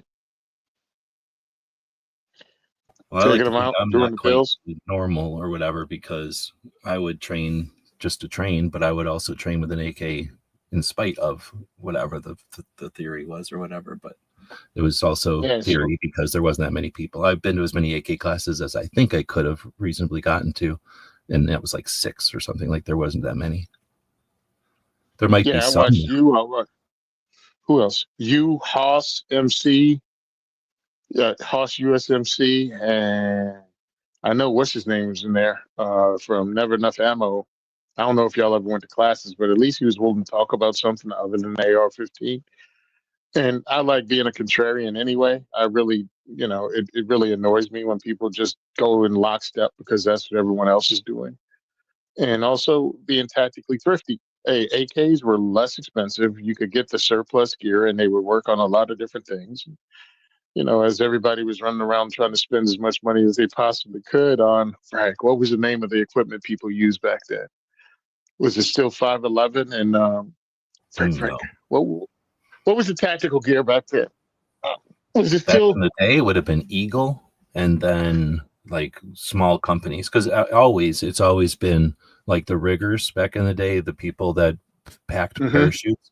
They would have sewing machines, and they'd have all this nylon line and 550 cord and nylon. But parachute is nothing but a bunch of material for whatever. So they would take Alice packs, and they would strip all them apart, take the buckles and the straps and stuff off of them, and make an Alice pack lighter for dudes. But then they'd have all this excess material, and they'd make belts and all kinds of gear. So those dudes getting out would typically become, some small company. So ATS and Eagle, like companies that came out outside of special forces, Green Beret places that's that companies that you went with back in the day. And then those companies either went out of business or got bought. But like SOE, that's my favorite. They're out of California. Wait a minute, SOE? You mean the one with James Yeager? Well, SOE. Sorry, SOE is in you're right, is in Tennessee, yeah. Now, but they started in California. No, I'm thinking I didn't know that. SO, what is it? Dang, I can't think of it because I'm trying to think of it. But the second one, another one run out of California, that essentially a small gear company that makes specific stuff for usually medical or radios, because those are the guys that need stuff that changes all the time and that the quartermasters never can keep up with. So they just tell them, here's some money, go buy it. And then they go to some guy who just got out, who knows what they need, and then builds it. And what can I think of? Anyway, I do like SOE too. I've always been a fan of John. Plus, he's just crazy cool. Like, he's just a different type of business, a different type of dude. I've always liked that. Yeah, it's driving me nuts. Why I can't think of. It's something like SOE. Yeah. That's driving me nuts. Hold up. Ah, fudge. I was right there. Because it was like something operator gear. It was anyway, Tad. My whole thing is my whole thing was I'd watch them, right? I'd watch all the guys dressed in all these outfits, and remember 1000 Cordoba, like it was all had to be, it had to be this heavy duty. Was it Codera? It all had to be heavy duty, that it would last forever, and you could be dragged by a truck with it, and your gear wouldn't break. And it all had to be heavy duty. And meanwhile, the guys running the AKs would have like, a Chinese chest rig with 3 slots in it, and it didn't even have a button. It uses the not bamboo, but a wooden dowel, a piece of through an eyelet. Yeah. Yeah, it would dowel through an outlet. They would hook on, and you could fix it yourself in the field with friggin' 550 cord. And I'm like, I kind of lean over to the 550 cord side, dude. Plus, I've also read enough stuff about special operators operating in Vietnam, and they would use Chi-Com stuff because it would hold up in that environment, as their 782 gear buckles would rust close the friggin' mag release. I mean, the release, so they couldn't get their magazines out. I'm like, y'all are kind of spending money to spend money, when I'm liking the AK guys. But, I lived here in Jersey at that time, and just to buy the AK and then have to find somebody to pin your 15, pin the 30 round magazines that were like $7, but you'd have to spend another 20 per magazine to have it pinned and made Jersey legal. I was like, I'll just get an SKS.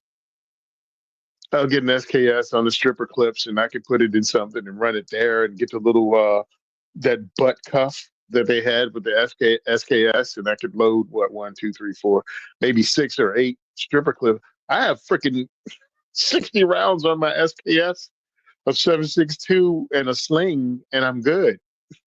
Hell, I even have a bayonet on it. And that's what I took my first tactical class with, a tactical rifle class. Actually, my first tactical rifle. Go ahead.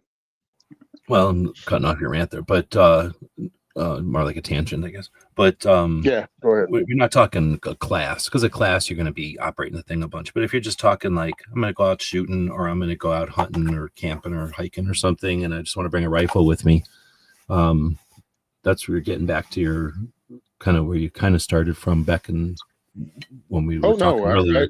Going to the lever actions though, when you can yep. put on the sling, a couple of 2.6 Mhm. 2.46 easily rounds of Mhm. whatever you got on your lever. Let me say 30-30, just because that's kind of the medium. So Yeah. something about half the size of a Sharpie marker, a bullet that's like half the size of a Sharpie marker, or like let's say the cap of a Sharpie marker, that's about the size of a 30-30. You could easily put 3 of those or 6 of those, like I say, on a sling. Same thing, like you're saying, on one of those things that kind of laces onto the stock and holds another 10 or something rounds for you. And that's all you need. Like, you're only going out, maybe I'm going to shoot a can or something, some precious antique can, or, maybe a critter, maybe, like, I gotta say something like a rabbit or something, where it's a small game animal and you're like out camping or whatever, and you're like, hey, let's eat that rabbit. So you shoot it or something, I guess, or maybe let's feed that rabbit to the dogs. I don't know why you'd want to kill a rabbit, but that's a thing people can do with one, I guess. Or if it was a survival situation, you needed to kill a deer or something to eat, but you can't really just make the decision to go kill a deer in the United States. But maybe if you're on a hunt or something, you could. But anyway, you know what I'm getting at is that that's a pretty handy. I think that's why they existed. That's why they didn't disappear in the first place, and they helped win the West or whatever, is because they are such a cool gun for that. Like, you can just put a couple of rounds on it, and as long as you're not going to war, that thing is an ideal gun. Mainly because it's, I guess, when I would kind of beating around the bush too, it's not that big. Like, it's like you're carrying a piece of metal that's 3 feet long or whatever, and it's not much bigger than that. There's a little loop on it and a little hammery thing, but aside from that, throw it into a scabbard and the thing pretty much disappears in your gear, and super handy, and then super fun to shoot without even, I mean, That's the I way just I always look at would, it. but put all the fancy stuff on it nowadays, I could totally see that being appealing to people. I mean, I actually ran a class with it because 2 reasons. One, it was the only centerfire rifle I had. The ammo was less expensive. And again, if it's the only fire rifle I have, and I was just having fun at the range with it, why not learn to fight with it? Why not learn to run this thing and see how it runs up against other things? And as a armed civilian with an SKS with a fixed magazine, and you had to change it out with a stripper clip, I'm like, really, what has actually happened in American society that you ain't gonna be famous if you do a reload on a SKS because the fight ain't over? You know what I mean? Like, what shootout do you know as a civilian that lasted that long? LA riots, maybe? Well, I mean, realistically, that's the only thing that I can. Well, no, I guess in all of history, it depends on. No. Well, things happened Well, before. Let's say things happened before the SKS was invented.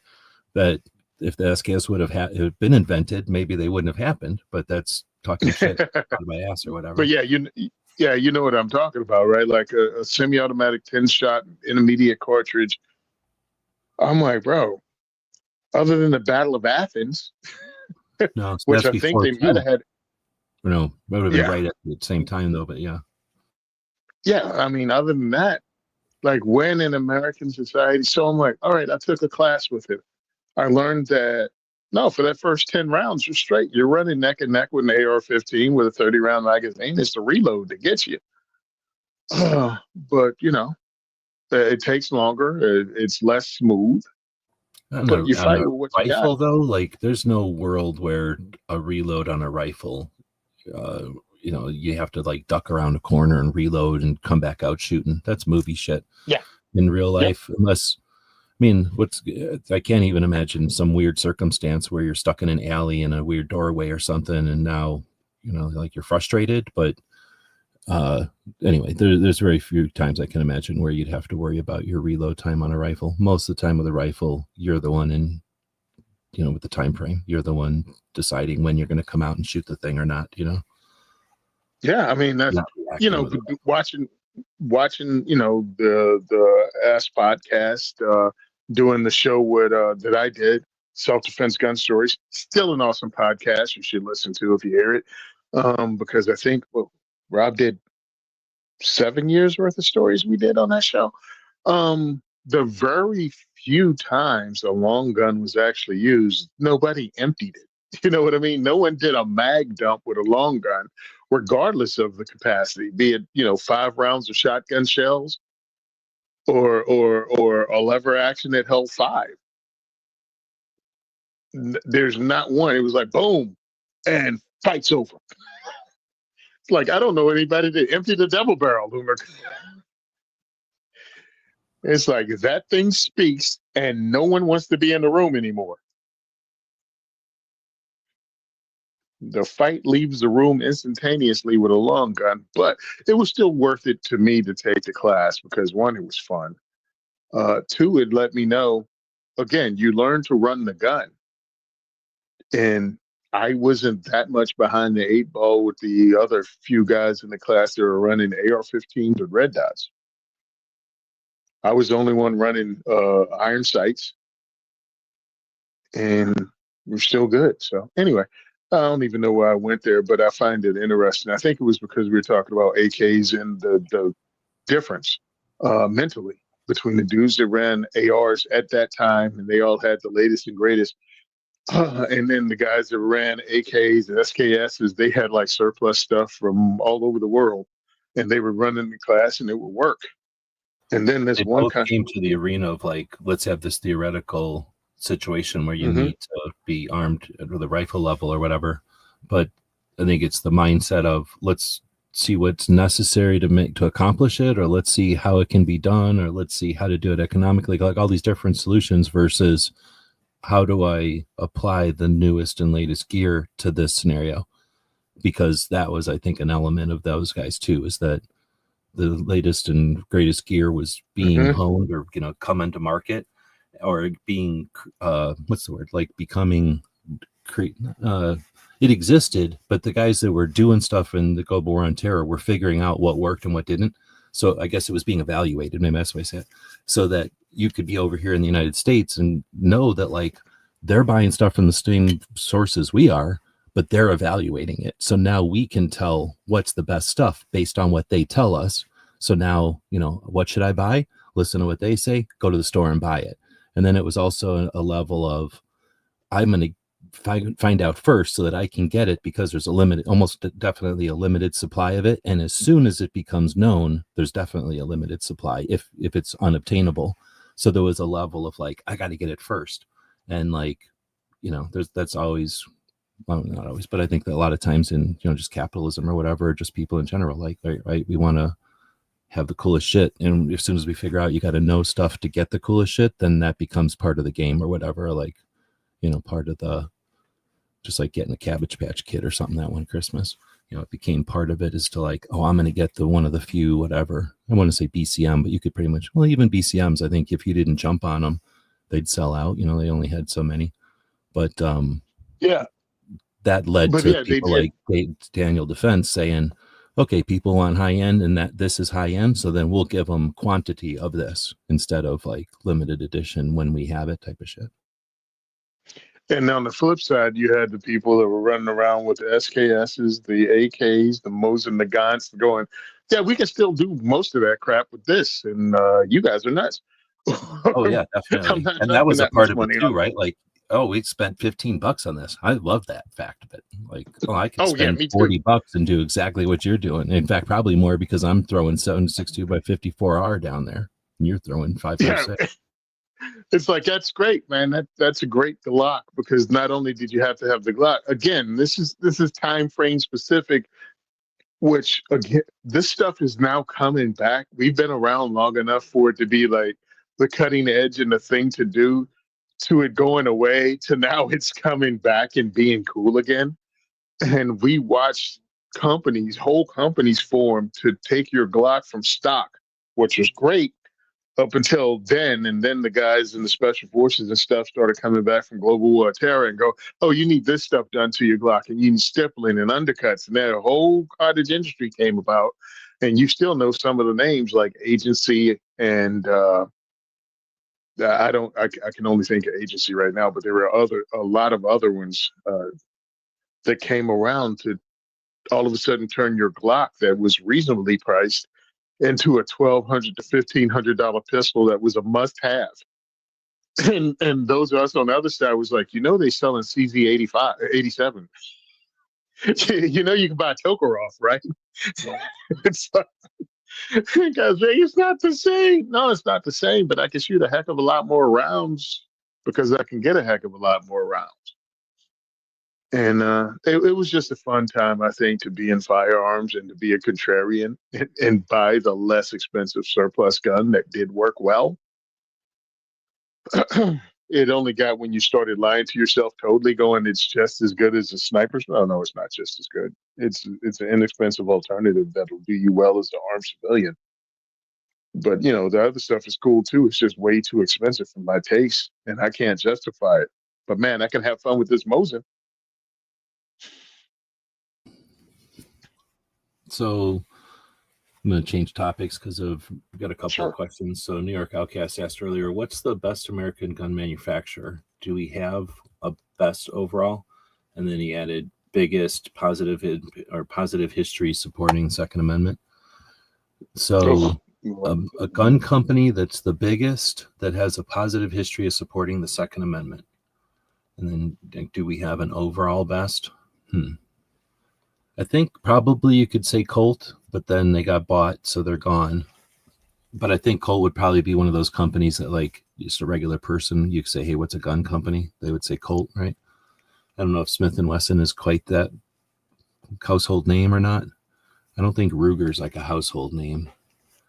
Winchester and Remington might be more household names because they're like one name, and I think people can remember, like, Winchester's, the lever action guns. I don't know about Remington so much, but Remington, I don't think they have much. They probably for a while had a good reputation, like for being in the running. I would say Winchester.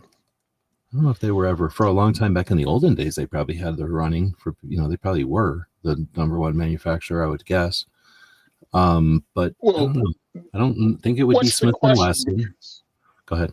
The question is multi-part. Yeah, go ahead, man. I mean, I'm sitting there, got confused with where you went with the question is a big one. Like the best gun manufacturer with the catalyst or with the caveat of biggest, best history supporting 2A. And that's two different things. So biggest would be Colt or Ruger or Smith & Wesson, I guess. Taurus, maybe, depending on how you want to pick it. Glock, right?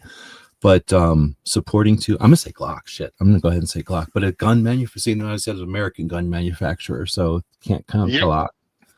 So that can't had be me Ruger pinging around. Supporting 2A. Go ahead.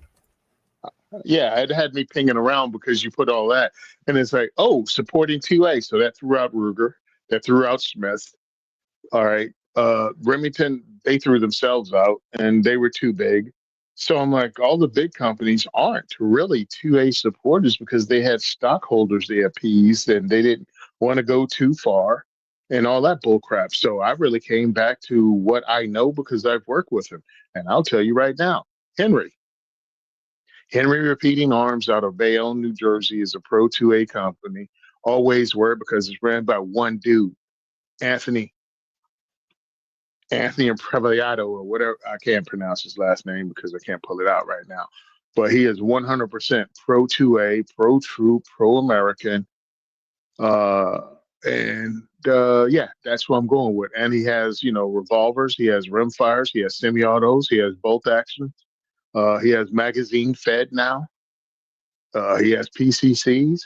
So pretty much if you want a shotgun, a lever action, a centerfire 5.56, 9mm PCC, even 300 blackout, he's got it over there. So if you want an American company that's 100% pro 2A, Henry Repeating Arms. Yeah, make a good argument. So I think, coming down from, the giant, I don't think you can stop. I mean, I would think they're the ones out of the Philippines, Rock Island Armory. Mm-hmm. Am I right? But I don't know if you count them as American. But I don't know if they've done amazing things for 2A, but they've definitely never done anything that I'm aware of to be a jerk to 2A. And they bring, more light. They made better 1911s. Like, they've done a lot of cool things. Bring new calibers on board. Like, as far as cool gun companies, I think they're a cool gun company. They're not huge or nothing. I would put Taurus in there. I can't think of anything except for being dumb. Like, they made a 20 gauge version of the Judge one time, and they just didn't know our laws, and that was kind of funny. But now you're cheating, bro. Taurus is Brazilian and Rock Island is Filipino. No, I know. I'm totally cheating. But that's what I'm saying. Like, I think it's big though, because I'm trying to get to like large. But anyway, so I think that it's a very difficult question, and I think that you could put Bond Arms maybe in there, like that level. You could put High Point in there, like that kind. I would put Keltec in there. Nobody likes Keltec, there's very polarized opinions on Keltec, but I like the innovation. I like the dude story. So the company with Pro 2A, because again, I packed it all in there, right? Every one of them, and all around good company, because I know the owner of High Point. I've had discussions about Pro 2A. I've been the beneficiary of him and his Pro 2A stand, and he's running for NRA board of directors. So pay attention to that. Charlie Brown, easy to remember his name. So they are 100% Pro 2A company, all American company, but compared to Henry, which, I'm talking about the best manufacturer with so many damn platforms, from shotguns to pistols to, 22s to whatever, they beat High Point with the number of different products they come out. But yeah, Henry, because you're going to have to go to something with an individual owner and not a board of directors if you want Pro 2A. It has to be dudes that stand up and don't have to worry about government contracts, you know what I mean? By being too Pro 2A, depending on the administration and losing out on a government contract. That's what got Daniel Defense kind of caught up with him not stepping across any lines when he's testifying in front of Congress and some other stuff. But it's like, yeah, you got to be real careful when you get so big that you can't be Pro 2A without it affecting your business. That's a good point. And then some companies just, like you say, take themselves out of the running by doing dumbass shit in front of everybody. Yep. And you can't do that shit anymore in 2025 because of the nature of the world. Like, we all know what's going on, and hopefully we don't forget. I'm not trying to be a dick. It's just at the same time, like, I don't like to be taken advantage of, and I don't like companies being able to do that by just waiting. And that's what happens when we don't forget, right? Or when we do forget, I guess. Yep. So there's probably other questions in here. I've been scrolling back and forth, and if I didn't star them, or I just can't find them. So if I'm missing them, I know the one of them was from Patriot here. He actually asked it again, and I can answer that one. Dang it, was in here just a minute ago. But he was asking what movie that the ninja thing is from. I think it's from American Ninja, but I can't 100% remember. I was just watching a ninja movie one day, and that guy wings the ninja star at that other guy's forehead, and for whatever reason I was either probably trying to not do something I should have been doing. I was looking for a distraction or whatever, but I happened to have all the stuff available, and I took a screen capture of it and I pulled it out because I didn't find it. I'm pretty sure I went to the trouble of like yanking it out of that movie. Anyway, so it's a little clip of the ninja guy winging that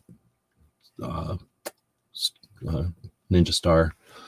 I think it's American Ninja because they're at a horse stable or something, or like an indoor rodeo or some kind of a thing where there's like a big dirt area and then bleachers, and the ninjas are up in the bleachers, and the two dudes, I think the one ninja and the boss bad guy, are like in the middle of the dirt where the horses would be, and the ninjas are up in the thing in the stands or something, and that's where the one ninja wings the star at the other ninja. I can't really remember, but it was something like that, and that's the clips of that outro, that the ninja outro. And I'm surprised we don't get in trouble because it's probably like R-rated because there's a ninja star going into that bald guy's head. I wasn't even thinking whenever I put it together a long time ago. So I probably shouldn't even talk about it because now it's in the text of this thing, and now YouTube knows about it. Let's see. I don't know why I'm not seeing all of the questions coming up. Maybe something's goofy. We're still live, right? Like, anyway, Yeah. we're still live. But I'm gonna, unless you've got something, I'm gonna switch topics again. New York has another good question here, or whatever statement, I guess. Can't wait till the average person thinks being decent neighbor again is cool. And I'm gonna rant for a bit, and then let me know if I'm completely off topic or if I'm, anywhere near, on target with this. But I just posted another link to this conversation with this guy who's a lieutenant general. So be my little general is how I remember it. That's a 3-star general. So be my little lieutenant general in the Air Force, a 3-star general in the Air Force. And I've watched it when it came out. It's an interview with Sean Ryan. It's like 3 hours long. So it's definitely something you want to listen to. Spend some time and listen to it. And he'll talk about being in the Air Force and stuff. But what he really talks about is new technology, because his role in the Air Force as a 3-star general, it's pretty high. That's what I'm saying. 3-star general. Like there's only 4-star generals, and they own like the whole branch, right? So like there's not that many 3-star generals that I'm aware of. So this guy's job was to procure develop new technology for the Air Force. So imagine, of all the people on the planet Earth, who's getting to see the coolest technology on planet Earth, other than the guy who his job is to bring that stuff into the Air Force for the United States. And this guy has like a 3-hour conversation with Sean Ryan talking about some of that technology. The reason I'm bringing all this up is because he got out of the Air Force and he immediately started 2 companies, and he's looking forward to the next 5 to 10 years as planet Earth changes, as humanity takes some massive leaps forward. We've got a lot of people worrying about AI. We got a lot of people worrying about drones and robots and that kind of stuff. And I think there's a reason for that. I think because the people that are really paying attention, that are seeing the future, realize that we're about to be in a world where there's very few fights over resources, where most things are plentiful for most people. And I'm bringing that up because, to answer the question, I think that when we live in that world, which isn't too far away, a world where resources like energy and water and food are fairly plentiful, and we no longer have to bicker over those. And when something tragic does happen because of an environmental issue or an unforeseen circumstance, literally the entire planet can react within 30 minutes and solve those problems. So we have different challenges where it's more like how fast can we solve problems instead of what problems can we solve. When we're living in that world and we're not bickering and most people are satisfied, I think then we live in like a Star Trek type of a situation where people are able to follow their passions, and that could be food, or that could be art, or that could be music, or something like that. And that means that people will travel or people won't travel, and the people that stay put will, probably improve on where they live, and they'll, make the wine or the cheese or the music or whatever it is in their area. And then the people that travel, the people that enjoy experiencing that kind of stuff, will go around experiencing that kind of stuff. And I think that's the future that we're doomed for. I think that's really where we're headed, because I just think for a lot of reasons we could go on about this. But in that future, I think that's where we have a future where the average person thinks it's cool to be decent to your neighbors again. Because right now the bickering that happens, is all engineered, in my opinion. It's all produced by either inadvertent or deliberate, exploiting people's ignorance or misunderstandings about each other, and it's pushing people that should or shouldn't be next to each other, right? Inappropriately, inadvertently, or not.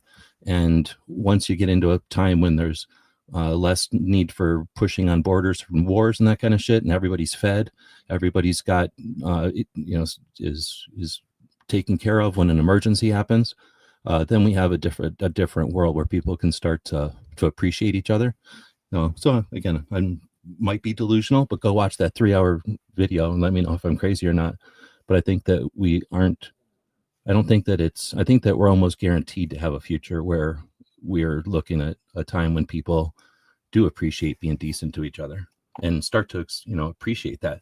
I think if we look at our recent history, and probably if, maybe somebody could fight me on this longer history, I think we tend to appreciate each other more than we tend to hate each other. If you just set a bunch of us in a room and you fed us, we tend to chat with each other, not go to war with each other. It's just when one of us is starving and the other ones are sitting there like fat cats, that's when people start to fight with each other. Okay, that's my rant.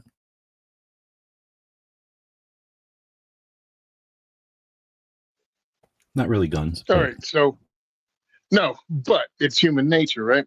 And it's right. If you pay attention to history and when stuff goes sideways, right? It's always the divisiveness shows up when there's economic hardship. That's when you're being played against others, because usually it's the government that caused the economic hardship in one way or refuses to fix it or is delayed in fixing it or whatever. And they're like, well, we need people to pay attention to something else and not us. And hey, let's spread a little hate and discontent. Hey, look, your neighbor, he's getting more than you, or something, something, or something. It's always that. Look over there and be distracted while we figure out how to exploit this latest thing. And again, it always comes back to freedom for me because it's firearms, freedom, Venn diagram. They always try to distract you as they're robbing you. Very rarely do they just come through and stick you up. It's like, hey, look over there. Oh, I'm giving this up for safety. That's why you have National Guards in cities. Oh, no, it's because of the crime. How do you have the crime? Well, because they went soft on crime, defund the police, released criminals in, didn't arrest them, didn't convict them, let them go, made up excuses, said you were fixing it, and you didn't. And none of these people are held responsible, but we're still bickering over Democrat or Republican when both were involved and got us where we are. But when people finally settle down, make some money, and pull back from the brink, because we always do, you realize you've been duped and these people have more power than they ever had before. We watched it over and over. You watched it during the civil rights. You watched it at various times during American culture, the Great Depression. Anytime something big hit, and by the time we came out the other side, we always had more government regulation. Same thing. They instigate it, they're running it, and when we come out of it, we'll find out we had less rights than we went into it with.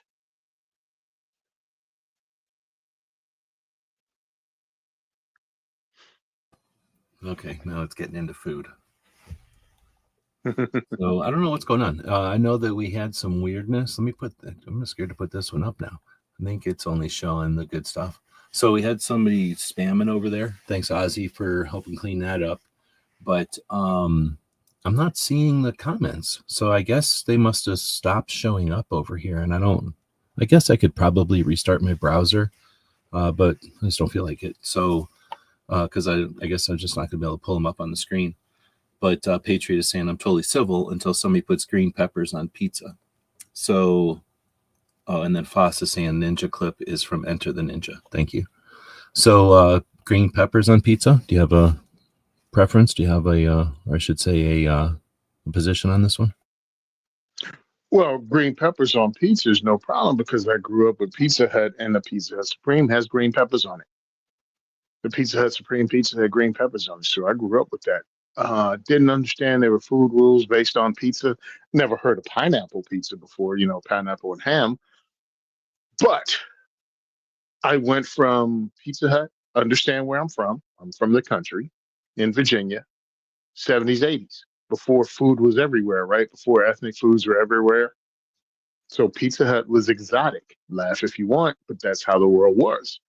So Pizza Hut was where pizza was and what I thought pizza was. Either you got that or you got, like, I don't even know if Red Baron was around. I think like Red Baron and Elio's were the only, grocery store pizzas, or you had some no-name brand that were trying to be like those. And then I went to Japan. And in Asia, anything can be on a pizza. So there was nothing strange to me to see corn and squid pizza. So then I come back stateside and things have changed. Not Food Network, but cooking shows were all over the place. And food was less regional.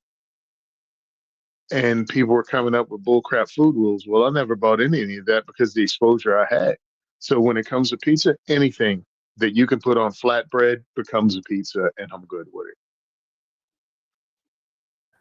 Yeah, I don't know about like you say, the rules or whatever. but I'm just don't like sweet stuff, so I wouldn't like anything sweet on food. Yeah, I guess that's the way I say it. I'd rather have my sweet stuff in dessert, right? Not food, or not entrees, I guess. So I just put up a poll. I'm distracted, but I just did a simple poll, yes or no, on green pepper. For me, it's I don't have a problem with it either. I think most of the people I eat pizza with are down with green pepper, so it's usually on pizzas when I eat it, and I'd have to fight them on it, so it's not worth it. I don't care. And it's not like tomato. The things that I don't like on pizzas, including pineapple, is because they got water in them, and I don't like water all over my pizza. So a lot of times I won't even get mushrooms, because if they're pulling mushrooms out of some like jar or like wet thing of like mushrooms floating in wet, I do not want that on my pizza. So even a regular mushroom will get wet.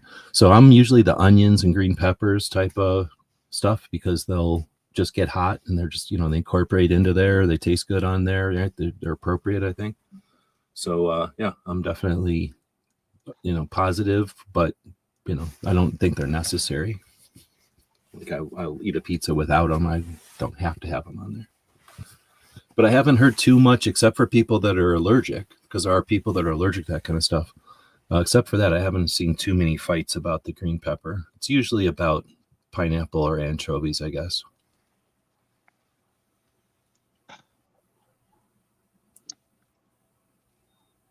Oh yeah, Stouffer's pizza. Yeah. Go ahead and rant for a second. I'm going to try to refresh, because it's driving me nuts that I can't bring the comments up on screen. I'm hoping to refresh it. Yeah, so that was one of the things, my mom had my brother and myself, and we could eat at a house at home growing up because there's two teenage boys. And sometimes it would just be like, hey, you know what? Mom stopped, picked up the pizza from the frozen food section. We throw it in. I don't even know if we put anything on it. We just ate it straight out. Like now, you throw a couple extra things on. You throw some extra pepperoni, some cheese, sprinkle it with some garlic, garlic powder, onion powder, something. But then, straight up, we get the pizza out, one for him, one for me, cut it in quarters, and just be savages eating pizza in front of the television while, watching, good Lord, age myself, right? Watching Fall Guy. Watching the Fall Guy. And just enjoying it, waiting for, it's not Heather Locklear, right? What was the other one's name? There was Heather Locklear and Heather Thomas. Yeah, Heather Thomas was the one that was on Fall Guy. But it is what it is, man. Great times. Back in those days, we had a pizza place that delivered, and it did a thin crust. So we never, that was what we were eating, period. Like, you know what I mean? Like we didn't have to worry about a tombstone or something like that from the freezer. But when I wasn't at home, then it was get a tombstone or something out of the freezer and soup it up. At least that was my preference, because I like a well done, and I don't mind. I mean, I like real pizza. I like Chicago style real pizza. But if I'm just going to eat a pizza like snack, I don't mind a tombstone at all. And you just got to add junk to it to make it cool. Now, as an adult, it comes time to eat pizza. It's like, bro, I still don't care. I'm like, I'm not going to act like I'm some gourmet when it comes to some stuff. But it's funny how your taste change. Well, a couple things happen. One, our taste buds do change and our taste change. But also some of the products that we enjoy as a kid have changed. I mean, Chef Boyardee, that is not what I grew up with. The stuff they have in the can now, oh my goodness. But things change, and it's just funny, interesting getting older and watching stuff change, going, wait a minute, I didn't think I'd be this age when that happened. I thought like I'd be 70, like the guys in the barbershop that always complained about everything changing. And now I'm the guy in the barbershop going, man, things have changed a lot. From the food we eat to how we react to how kids go out and play. It's different. But some of it is coming back, and I'm welcoming it. The difference is, I think, I'll complain that things are changing, but I don't mind trying tasting some of the new tastes and like listening to the new stuff. You know what I mean? Like I don't mind the change. Yeah. It's interesting. I Yeah. usually relish the change because it's, adding to the mix. It's not like because there's change, they're chopping stuff off the other end. Stuff that falls off the other end is usually lame. It's falling off for a reason. Like I was talking about music, and I'm not going to dive into a music thing because I'm not that deep into it. You know what I mean? But I'm listening to rap music today, and they have that lady, Sexy Red, that was singing some stuff, and the other one, I don't know these people's names. Um, WAP, and they were like, "Oh my God, there was a vulgar lyrics," and I'm like, "Dude, there've been vulgar lyrics in music since they start putting lyrics in music. Stop acting like the next generation is worse than the first." I'm like, yeah, some of our stuff is a little different, maybe more double entendre, but maybe not. Some of it was just blatantly out there, and it played, and you sang it and got over it. Like society isn't going to flip over as it because something became a hit song. Lots of things become hit songs and then disappear, and you're embarrassed you listened to it 20 years later. Get over yourself. Everything isn't the barometer of how society today works and how it's all going to fall apart.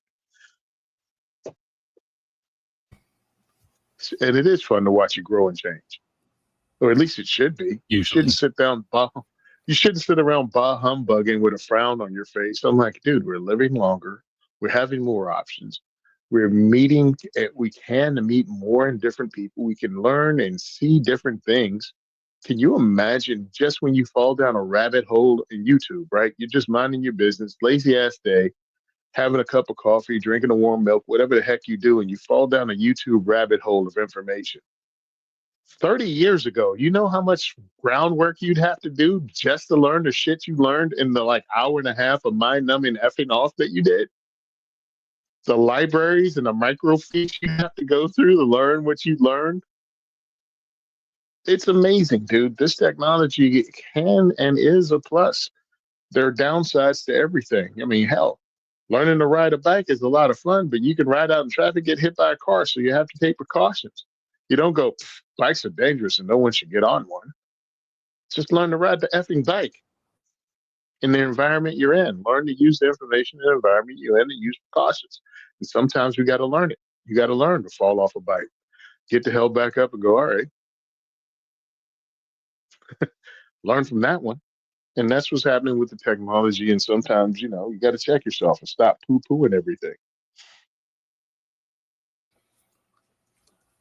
Going back to the pizza, New York said, I guess I should say an Outcast, said, until you dump a bottle of ranch or barbecue. And I'll go there. Like, I don't care what other people do. You can do whatever you want. But I'm not eating anything. Personally, I don't like ranch. But I'm not eating anything with ranch. So I've heard of some ranch-based pizzas. I'm not doing that. And then barbecue, I'm just not a fan of. It's too sweet. So I wouldn't eat a barbecue pizza either. Done it all. Done the barbecue pizza. Put the ranch on the pizza. When I was in Japan, I started doing the weirdness of putting mayo on a pizza. And it was freaking good. Yeah, I mean, like I said, I get it, but it's just not my thing. I'm not interested. It's too goopy, too much stuff on there. Oh, dude. You don't put it on as a topping. Yeah, you don't put it on as a topping. People are like, oh my God. I'm like, why don't you pump the brakes a little bit and stop using your imagination and ask a question? What is it? Ted Lasso. Be curious. Ask me how it went. It's like, yeah, little bit of it was kind of cool. And the Japanese were doing it at the time. You take it, you drizzle it on. Not all over the pizza to coat the pizza, because it's funny. I watch Americans do things and I watch people overseas do it. And it's like, dude, every time we add a sauce, we cover the whole damn thing and the sauce drips off the side, right? Other people add it as it's not like this overwhelming thing that takes over the entire taste of something. It was different, and it's just food. You're not going to die if you try it. So, all right, that sucked.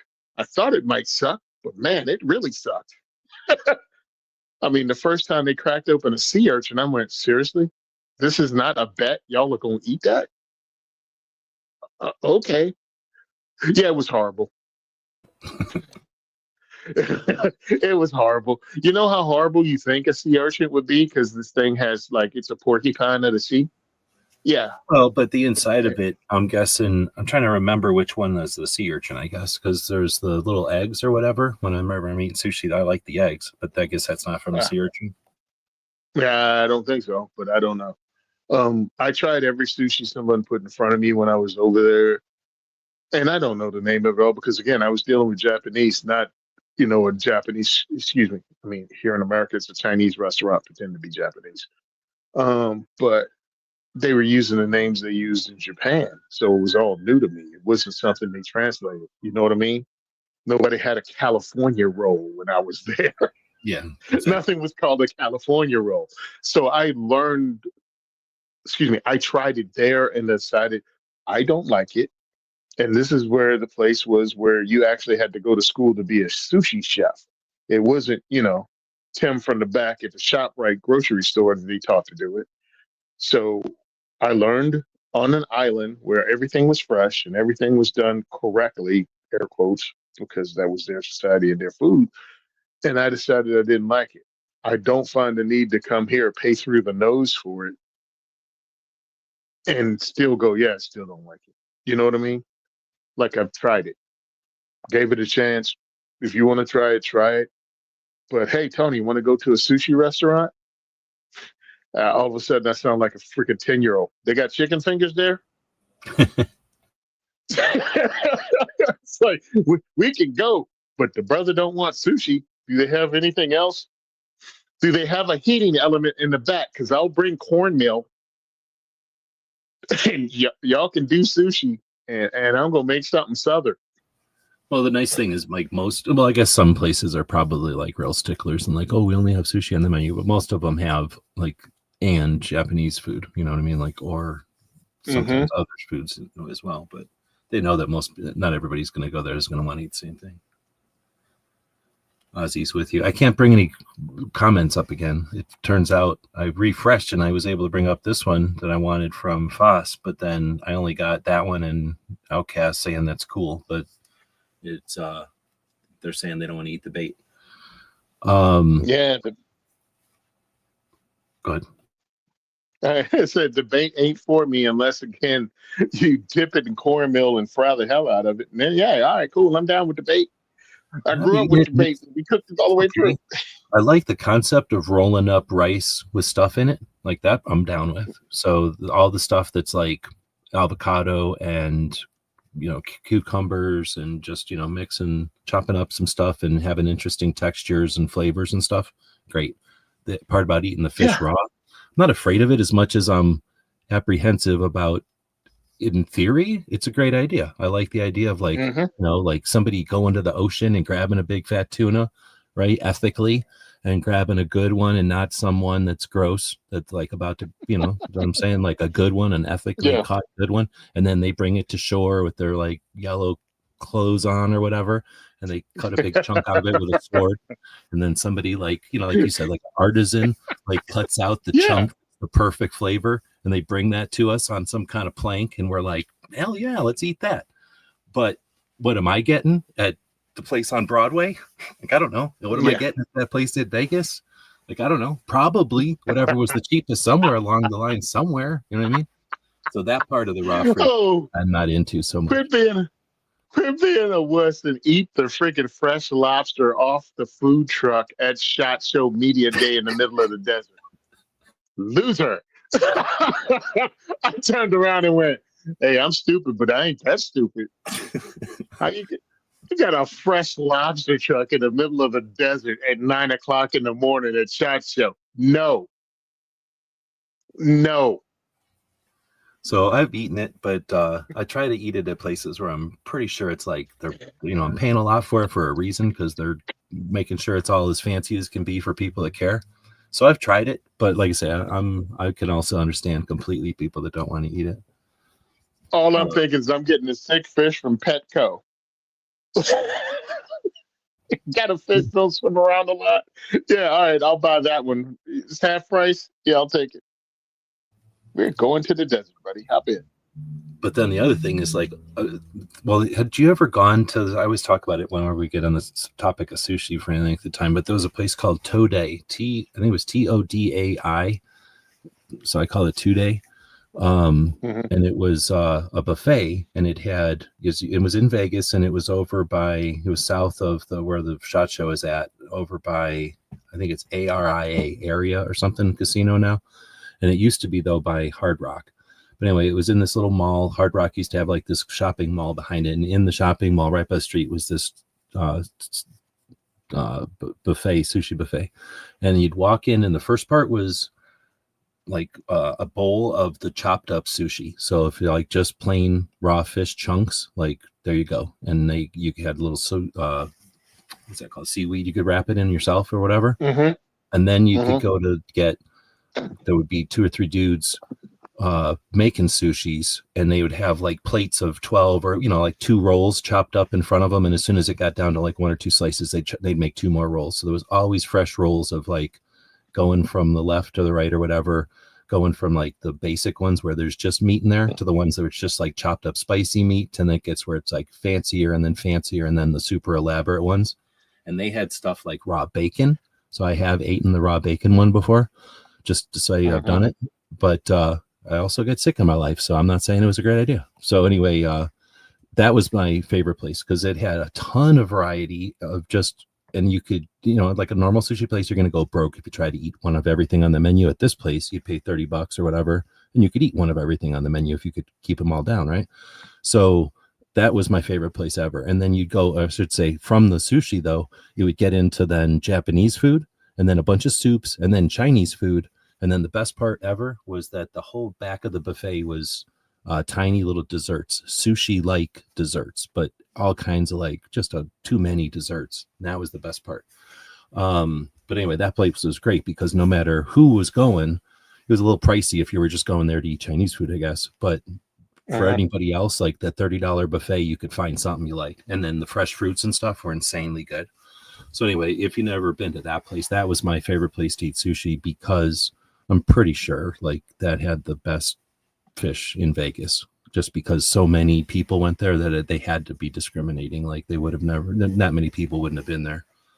Anyway, that was my favorite place to eat. And since then, unless something was, and I also figured the amount of fish they're buying there, like there's no way, what's the odds of me getting the bad one? You know what I mean? Like they got so many fish coming through here, I'm probably getting good fish. So that's, unless I get a place at that level, which I figure I got to go to San Diego or someplace on the coast, right? Like Seattle or someplace like that. I'm not I'd going like to to think so. Oklahoma and trying sushi anymore. Maybe when I Oh, was a come kid, on. but not anymore. No, I'm telling you, this place is the best, best, best sushi place in all of Indiana. Want to come? Or like at goals next year. Hey, let's go eat sushi in wherever, Iowa. Yeah, let's. No. Yeah, in Iowa. How about, what you want to eat in Iowa? Corn or cow, right? One of them 2 things. Maybe Yeah. soybean. Bacon. No, I guess sir. bacon. We're gonna go to this. Everybody's been going to this sushi restaurant in Iowa. Let's go, buddy. Grand Rapids. Where the heck is it? It's not Grand Rapids. Where the heck is goals this year? 2026. Yeah, I think it is Grand Rapids, Iowa. It's in Iowa, isn't it? I can't bring up highlights on the screen. Oh, So dude, they're talking about eating fish balls. Yeah, fish balls. Oh, that's hilarious. It came up. Do you want to review this? It's fish balls, bro. They're not gonna go. They went there. They went there.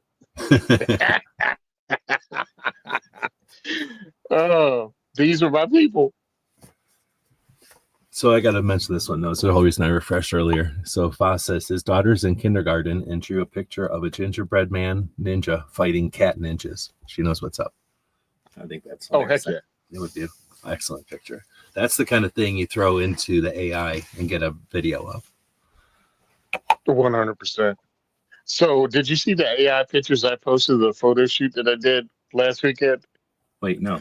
On Instagram? Yeah, it was in my Instagram stories. I guess you see it.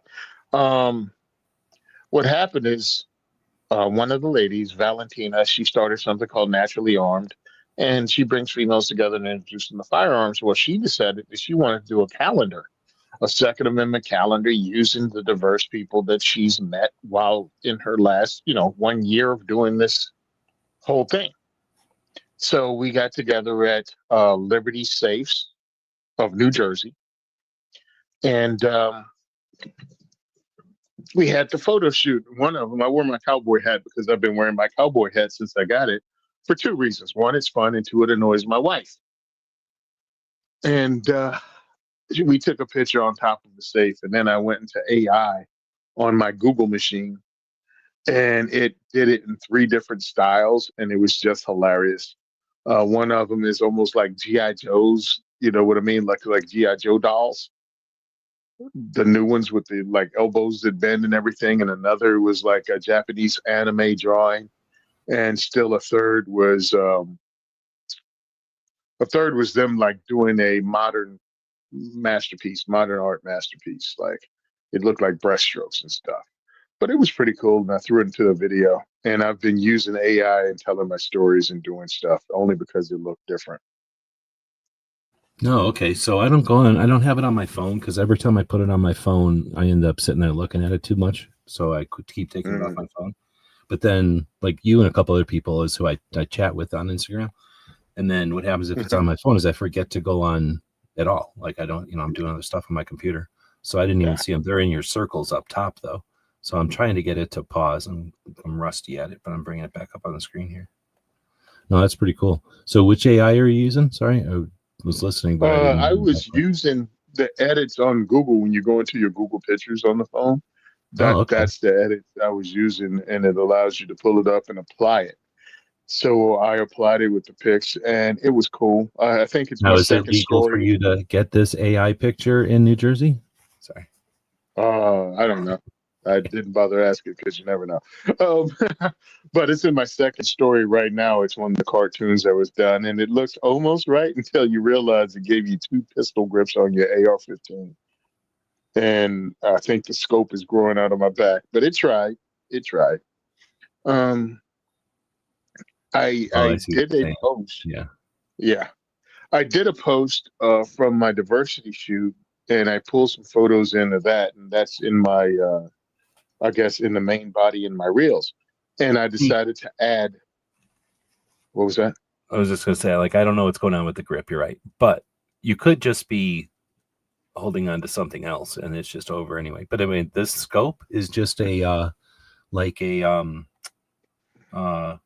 what's his name? Scout scope or scout rifle. How he puts the scope way up front. Yeah, Got some gun exactly. sight. Yeah. But I decided to use AI and just bring everybody with me. Like, hey, I'm using AI for this. Let's check it out. And I did. And as we were going through the pictures, if you watch it, it is hilarious because one of the guys who won some stuff at the raffle, Mark, he's also one of my volunteers. We took a picture together and I put it in the AI, and it came out. And Mark, has his hair cut down. I don't know if he's balding because I'm a dude, but he has his hair cut down to absolutely nothing. It gave him a head full of luxurious hair and gave us the look of Japanese anime villains.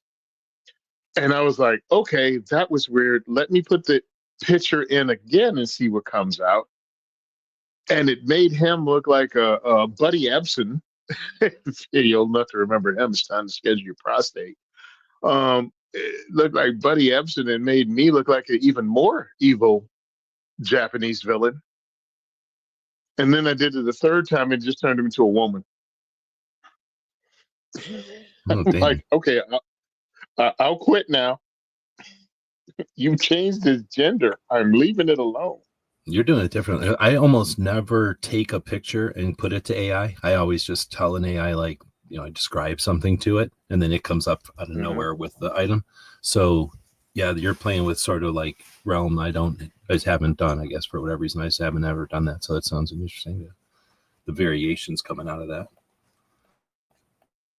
Now, when you Yeah, give it yeah. to it, you can say, like, give it to it and say, make this come out like a 1930s photograph or No, something.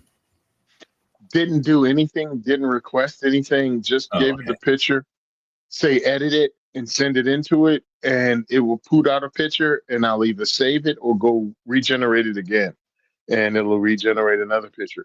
So I haven't been using the AI to describe stuff. I have done it, and I guess you could say I cheated a little bit. Like it has AI pictures you can come up with, like it already created it and it's done all the wording to create the picture, and then I go in and edit that, like edit the wording. Oh, I want it to look like this, add this, because you got to get down how it interprets what it reads. How specific do you have to be with the wording? What does Sorry, dystopian mean to it? I just got distracted with the thing started giving me my comments back again. It kind of depends. Like, so you're gonna. It's not that you have to be precise. It's just that you'll figure out that, like, you can say. I'll usually say something like, "Give me a pug who is hosting a podcast about drones, and then sitting at a table in Arizona." And then after a while, it'll kind of figure out that I want it to be a pug sitting at a table in Arizona, I guess. So I can just say, give me a picture of the pug doing a podcast about GPS units. And then, like say, it'll kind of figure out the rest. And so there's that element of it. Like, so you can be specific and then be less specific and until it starts being weird. And then like all of a sudden it's happening like in a city, and I'll say, quit showing me the city, where it likes to turn everything into, I don't know, like yellow or blue or something. And I'll be like, quit showing me so much yellow. Or it'll, if I'm doing thumbnails for something, it'll, I'll out of nowhere, it'll just start telling me, or it'll start putting the text on the screen. And I'll say like a pug at a table, and that'll just be written on the screen. And I'm like, quit, why are you typing stuff on the screen? So in other words, it's not like once you figure out what to tell AI, that's what you tell AI. It's kind of like having a kid, or more like a monkey or something, like, or a dog, I guess. Like once you figure out what to tell it and it learns, okay, except that one day it'll just not learn, and then you have to learn it again. Like it'll kind of be like this.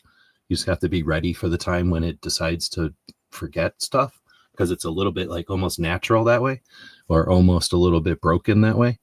And then each of the AIs, of course, is different. So if you took the same, prompt or whatever the words, make it a pug sitting at a table doing a podcast about drones, it'll come up with some cartoon usually, but sometimes it'll be a picture of a dog sitting at a table with pictures of drones, right?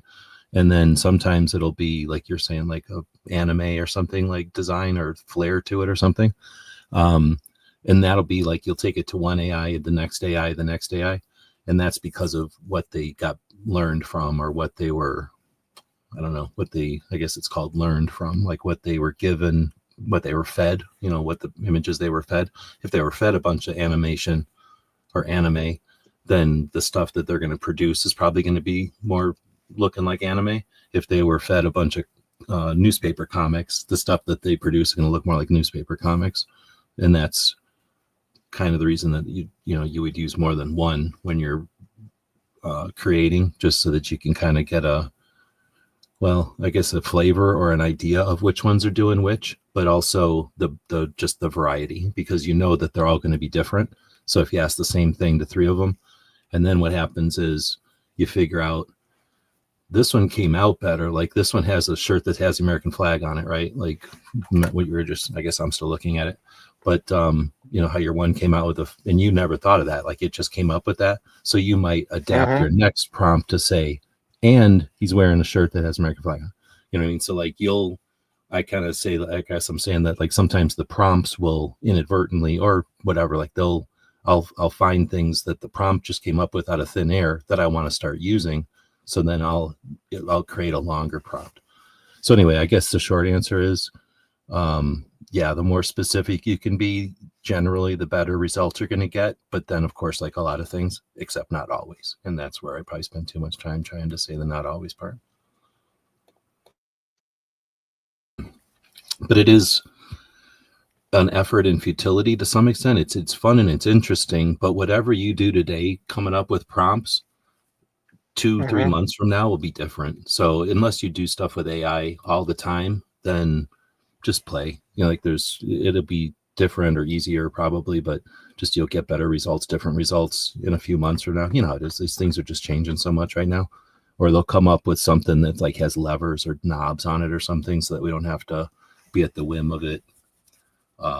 Maybe some drop downs or something, you know what I mean? Like that would be a lot simpler on some of these if they said like, you know, what style do you want it to be? What color theme? Because sometimes I'll do everything and be done with it and then go, you know what though, this is a blue website or something and I want it to have like a blue theme and you made it yellow and orange.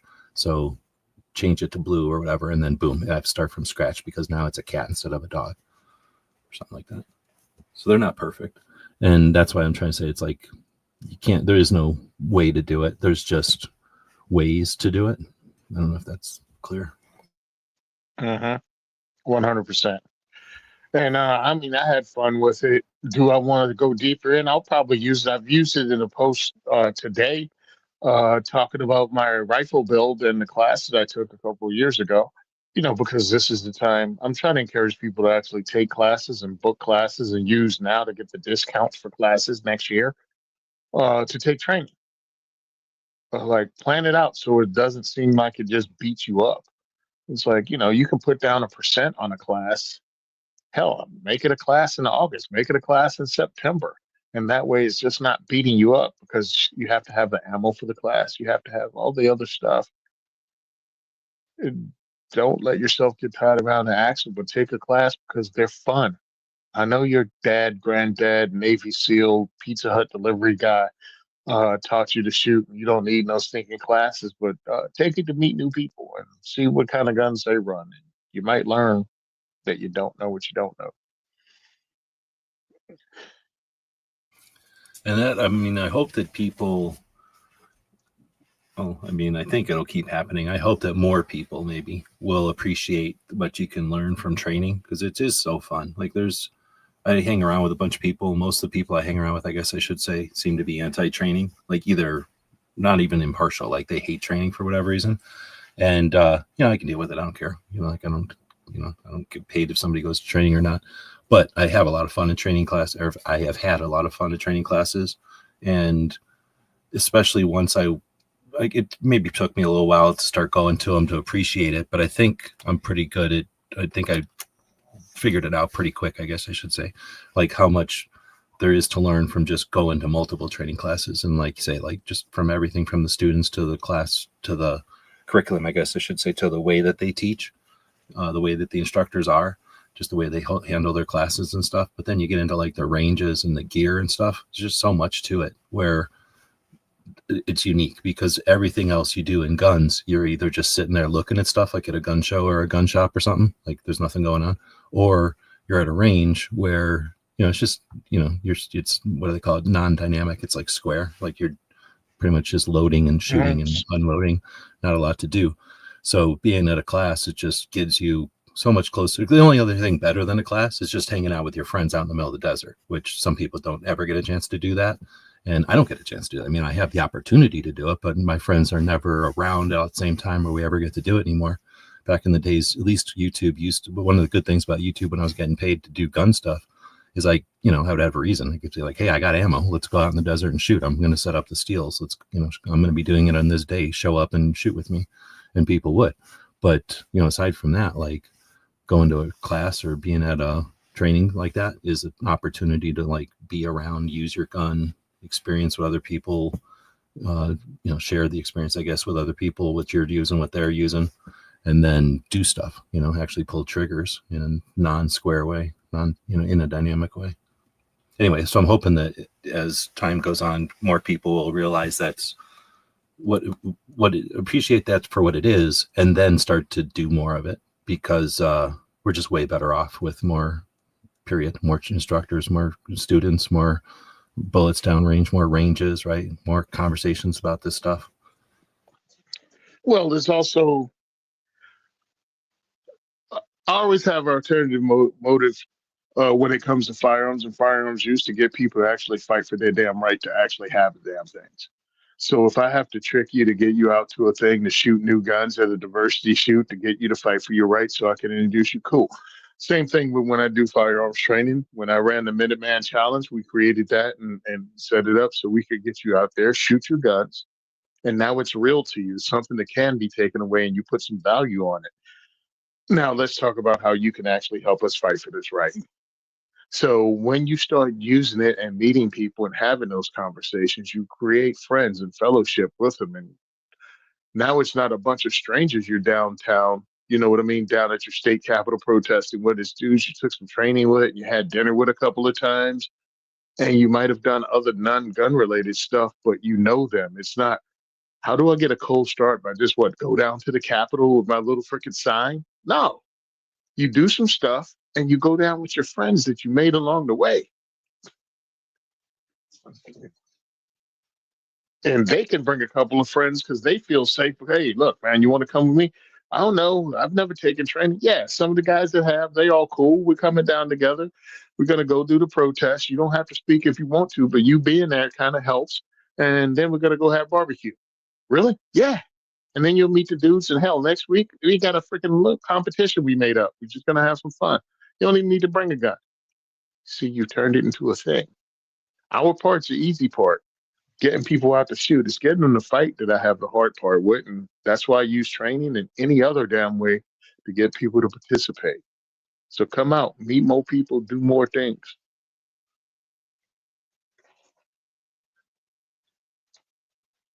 So I got two things. First, I'm gonna eat this thing. So you ever eat these things? Hold on. What is it?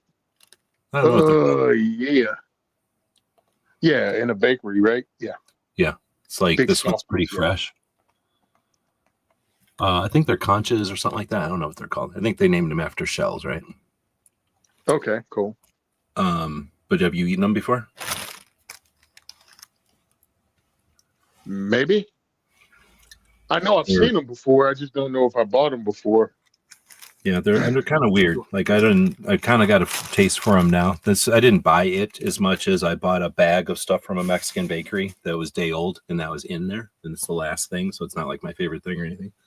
But it's bread, so it's like a bun, like a hamburger bun, maybe with a little bit of sugar in it, but it's more like bread. And then the outside white part on it is not frosting. It's more like sugary, maybe kind of like a crumb cake, I guess, or like crumb cake, but not cinnamon. So anyway, it's kind of a sweet bread. Anyway, that being said, they were asking about butter cookies, and you guys were talking about butter cookies. So what's going on with the butter cookies? Look, all I know is my wife described these videos coming out with, oh, your butter cookies in that tin that your grandmother always had a sewing kit or something other than butter cookies in is being made in India now under not very sanitary conditions. And that's who's taking over the whole butter cookie industry. And it's like, yeah, no, I don't want any more. Like, killed it. Oh, Like, okay. I'm That's flipping even the worse than I could have imagined. I thought we were talking about like just the fact that some were made that way, but if that's the case, then yeah, that's not sounding very. Yeah, no, just no.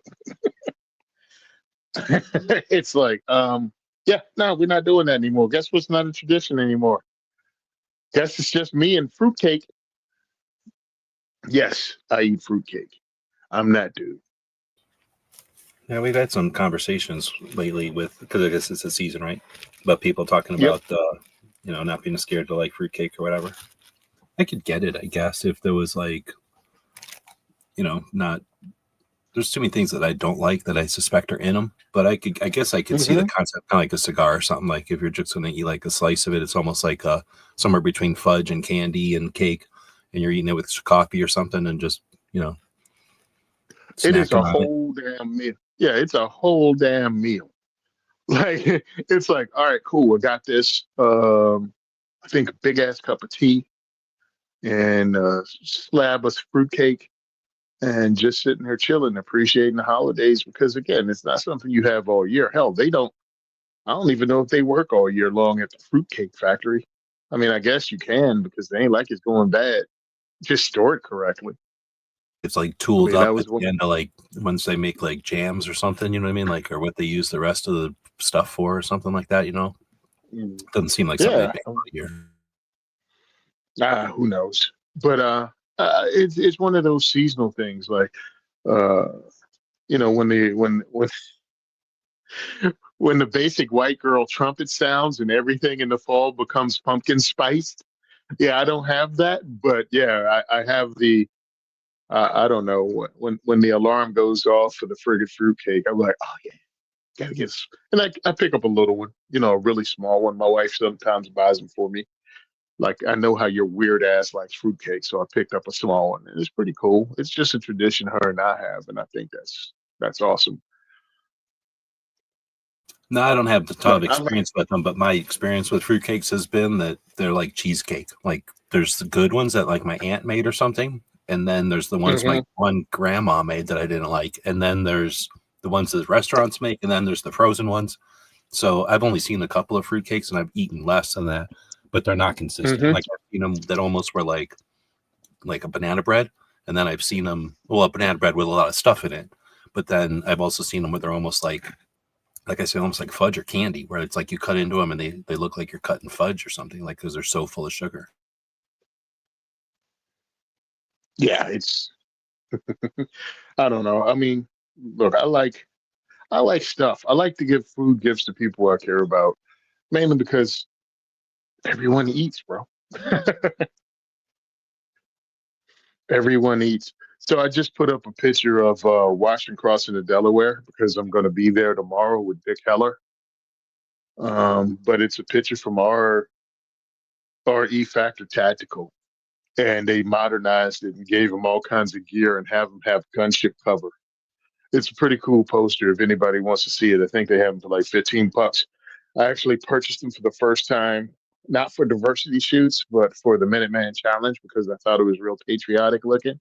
If you want to look it up, um, and it's just really a cool poster. And I framed it and actually had it as a raffle item. And so I'm going to be at Washington Crossing tomorrow. So I thought it was a pretty cool poster to put up and remind people you can get stocking stuff for freaking kind of patriotic badassery gifts out there.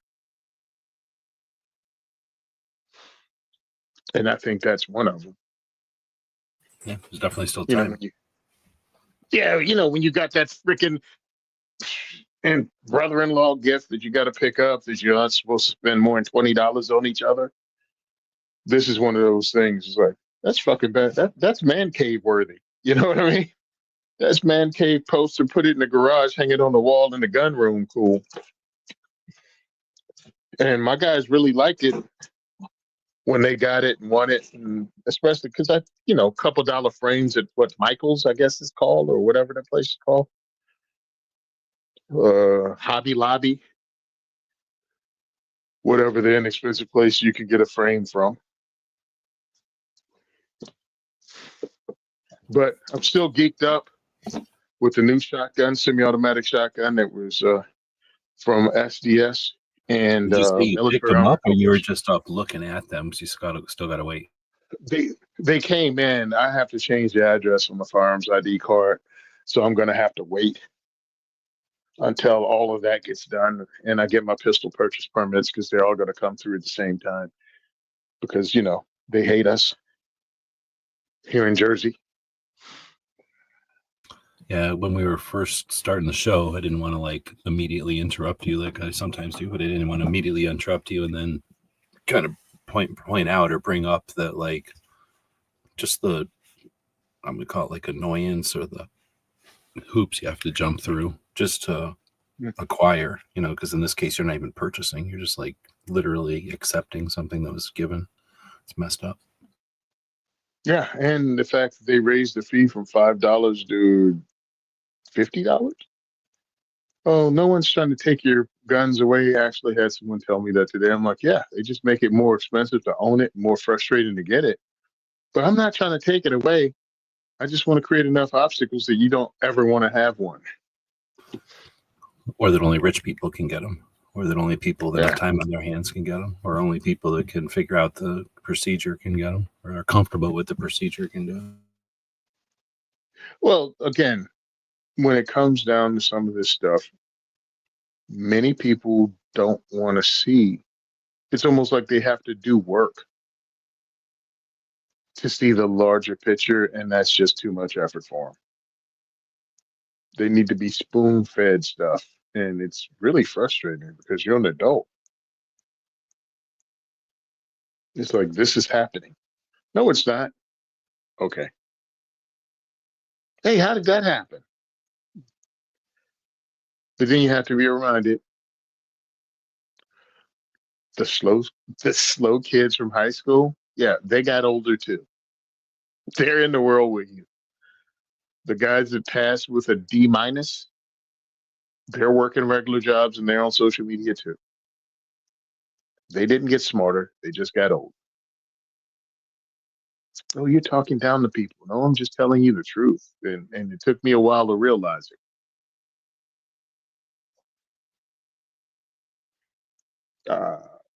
You and I served in the military. You know, sometimes when you would do stuff and you look at someone, it was like they just told us to do this. How did you screw it up? Dude, I don't even Like want to they talk told about us. some of the stuff that was so dumbass basic. But the thing is, Uh huh. sometimes it might go. You know, I'm sure I've done it, and I just don't even want to remember it, right? But you could be sleeping or Hmm. something. Like some of the stuff is so dumb and slow. It's such a slow pace that you could just literally be asleep, wake up, do the wrong thing, and reaction to waking up, and then you got to live with it. Hmm. So I don't want to say like some of the stuff that was so stupid. I'm not saying that people were like But unable, but I could definitely see where like they were caught off guard and like reacted wrong when they woke up or something. Because yeah, some of the stuff was just dumb. yeah, and that's what I'm talking about. The things that weren't dumb, that were just one plus one is two. Don't screw this up. Remember this. This will be on the test. And they came up with pi as the answer. And it's like, bro, they told us 4 times. One plus one is two. Don't screw this up. It's going to be on the test. How did you come up with pi? And I don't mean 3.14. I mean, this mother effer Yeah, drew a pi. yeah, no, but that's like I was just thinking of a situation. I don't know if you or somebody.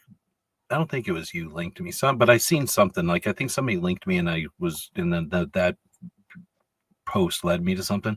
But basically, it was I can't tell what service it was, but they are in camouflage and they're behind some sandbags and there's 3 dudes loading a mortar and like I don't know, I've never done a mortar, so whatever the procedure is, but y'all seen like the Mm-hmm. 2 dudes are basically always standing there supervising the one guy who's dropping the thing in, and then everybody ducks. Uh-huh. So the guy drops the thing in, they all duck, and as they're ducking, the one leg on the tripod or whatever, the one leg on the mortar falls, and the thing goes Uh-huh. not quite horizontal, but like falls onto the sandbags, and everybody's like, "Holy shit!" And the thing kind of shoots almost horizontally, and that's where I'm like, I could totally see that because there's only 2 legs on that Yep. damn thing, but they probably put them on and took them 100%. off like 400 times, and they're probably mind numb to the damn things. And then they only have to shoot it Mm-hmm. once every 6 months.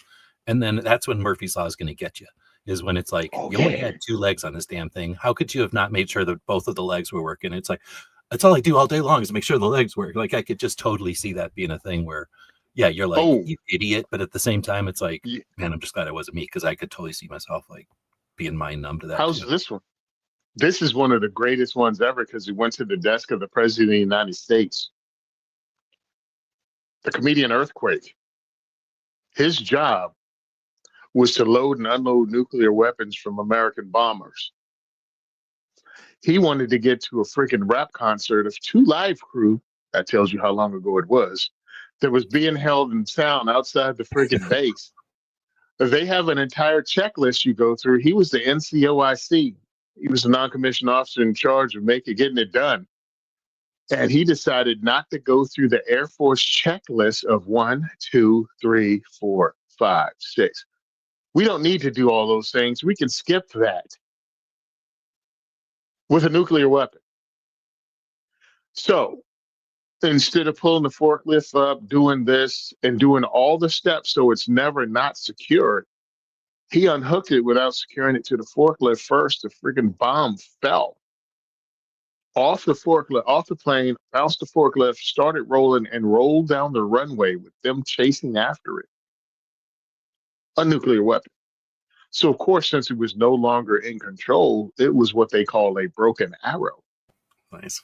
That alert, that alert goes out to the base commander, wing commander, everybody, all the way up to the desk of the President of the United States. So, needless to say, he didn't see 2 Live Crew while they were in town, but he did get to talk to the commanding officer of the base and probably the wing. He said he's never been called that many mother effers in his life. He didn't even know there were that many kind of breeds of mother effers. Because there were stupid mother effers, there's dumb mother effers. There's a mother effer you can't believe that's that stupid or dumb. He was going into it and it was great, bro. But yeah, that was one of those, bro. All you had to do is follow the checklist. It's written down. It's step one, step two, step. It's written down.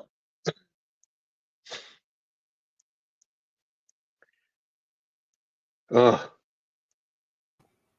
All right. So we're at the 3-hour mark. I'm gonna say we'll cut it. Yeah. And Kind of bail.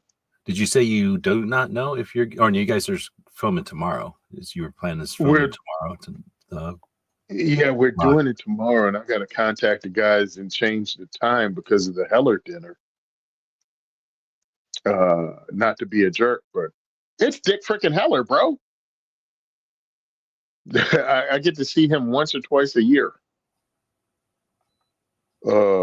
But it's going to snow in New Jersey. They're talking about it's going to snow, and I don't know how much it's going to snow. So it might be canceled. I hope not. But again, hey, it's Christmas, man. You guys want to support somebody, you can support 2A4E by checking us out. Yep, 1014, war reenactment, crossing of the Delaware. Walk where history has been made, then dine with those protecting its legacy. Join Patriot Gun Dude Dick Heller for a wonderful evening. That's tomorrow, December 14th. The day starts at Washington Crossing Park at 10 a.m. to 3 p.m. And then it's followed up by dinner afterwards. So if you guys want to participate and you live in the area, hey, go check it out. I think it's going to be awesome. Because this is where it actually went down in 1776. And that's probably why bayonets are now banned in freaking Jersey on semi-automatic rifles, because Washington came around and fixed bayonets and chased these redcoats out of the state. I'm just guessing. That's interesting. So next year is 250? Yeah. Be the 250 a year celebration of chasing the redcoats out of the state. Could we do it again, please? I wonder how much 1776, 250th anniversary of 1776 is going to happen. There was a big deal for the bicentennial. This is a little bit different. I mean, the bicentennial seems weird to me, like 200, who celebrates 200, but we did. But we did, and we were there for it. Yeah, I was gonna say now we're old enough to see what happens at 250. Maybe it'll be I was gonna say maybe it'll be a thing, but it's also a weird time where, like, you know, it's either cool to love the country or it's not cool to love the country. You know what I mean? Like, it's kind of like that's a thing. No, for years it was who cares if you love the country? Nobody gives a shit. And then now it's like polarizing. No, it's polarizing then too, because it was post Vietnam. I mean, I should say when I was thinking of like the 80s, you're right. It goes back and forth all the damn time. So yeah, for a minute there, it wasn't a big deal, but right now it is a big deal again. And I should say for a moment, right? Like pretty soon it won't matter again. Yeah, it won't matter again. It'll be as soon as Trump is gone and it's somebody else and they're not talking about make America great again or whatever, then nobody will give a shit about America again. It'll be give a shit about America again. Because everybody forgot Make America Great Again was actually Ronald Reagan's thing. Trump just revived it. Yeah, put a red hat on. And it's probably not from Reagan. It's probably from somebody before him, right? Like, it's probably for like William Taft or some shit. Right, exactly. It's like, yeah, you don't remember Grover Cleveland used it in Connecticut? It's like we all act like this is the first time we've all seen this. Well, it's 250 years. It's been said before. Anyway, hey, thanks for having me on, dude. I really enjoyed being on. One time each week. I got sick last week, so I'm sorry we missed it, and I didn't even get a chance to tell Tony we weren't going because I was just not even waking up last week. That's all right. I wanted to say that I always forget to do it, but Brooke does her show every Saturday, the Mental Health Matters, which is really the only consistent effort being done on a regular basis to, put a focus on the mental health side of things. As gun owners, they use numbers against us all the time, and the number they use against us most often is the number of people who die from firearm. We all know, and they know, but they don't ever mention it. but we know that the number of people who die from a firearm is important for them to say, because that includes all the suicides. If they said murders or if they said violent crime or something, it would be a much lower number, something like 16,000. It can get up to 40,000 because of suicide. So that's a shit ton of suicides. And as a community, we should just care, because one thing is it's mostly gun owners that are doing this, right? So it's ourselves. We should be aware of this, and if we can care about it. But then just be comfortable talking about it, if nothing else, and competent to talk about it, so that the other side can't use this against us like they have essentially forever. As long as they've been coming at us, they've been including this number of suicides. The number of suicides have probably gone up due to circumstances, the war on terror and other things. The fact that we don't have health care that does end of life, to everyone's satisfaction. And then, of course, all the stressors that happen and stuff. So being able to address that, being able to at least talk competently about it, even if you don't give a shit about other people, like, that's very few people probably, but even if that's you, like if you don't even care about these issues, being able to talk about these issues competently moves the line on the ground, right? It moves that Overton window. It moves the playing field so that they can no longer use this against us. So Brooke is really the only one who's even flexing that muscle, who's exercising that concept that we can talk about this stuff in more than just platitudes or passing moments and brief things. And it's actually, of all the trouble we have with guns, suicide is even worse. Like, you can't talk about it. I'm not even supposed to say suicide because that'll affect this show's ability to get out there. And Brooke is the only one who's pushing up against that, to have conversations. When we think about it, I always put it this way as well. We can talk about a broken arm. We can talk about it getting our eye poked out. Oh, my nuts got jabbed or something. Like, we don't care. We'll talk about any other part of health, pretty much. I don't think there's any other part of health that we won't talk about. There's shit that we wouldn't talk about that the other side will fucking talk about publicly, right? We know that health is not there's nothing off limits on health except for our brain. We're not allowed to talk about our thoughts or our emotions. Why is that? So I say, fuck them. We're allowed to talk about whatever we want. And again, if we can competently and comfortably talk about our health, as far as our mental health, I should say, as we would as our, I got a bad arm or something, then again, we should be able to do that. We shouldn't be hindered or take that off the table because they don't want us to, or because there's some issue with it. That's something that it's our muscle to flex. So again, bravo to Brooke for even bringing it up. There's nobody else out there that's even willing to touch it. Walk the Talk America lives it. They're doing it from the professional industry, medical level. But for regular people having regular discussions, nobody has the balls, nobody has the brains, nobody has the gumption, or nobody has the follow through to even think about it except for Brooke. So I can't champion her enough for doing that. It is literally not the one thing, but one of the few things that will change the playing field. Being able to competently talk about mental health, being able to reduce suicides by accomplishing that, by being, not being uncomfortable or shy or too weak to talk about mental health, being able to take suicides numbers down, be able to take that off the table, accomplish that like we did we've already accomplished this so many times.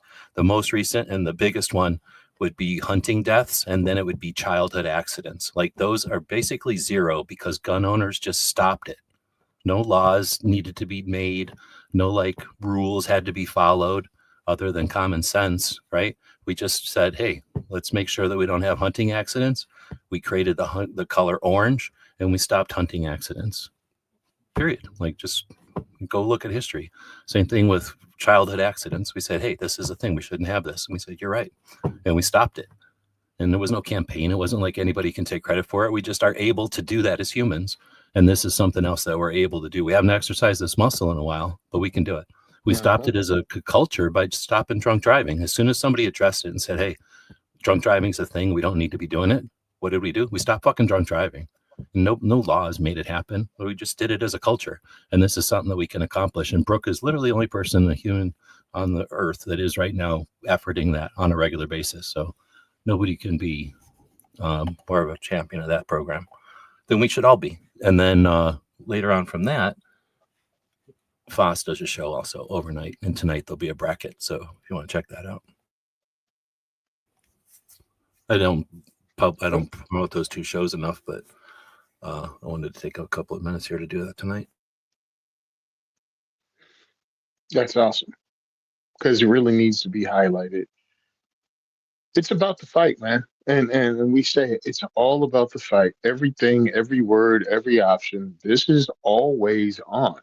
So if you get tired of hearing it, guess what? You can take a 20-year hiatus, come back, and this fight still will be going on. It was going on 20 years ago, and it's going on. It's going to be going on 20 years from now.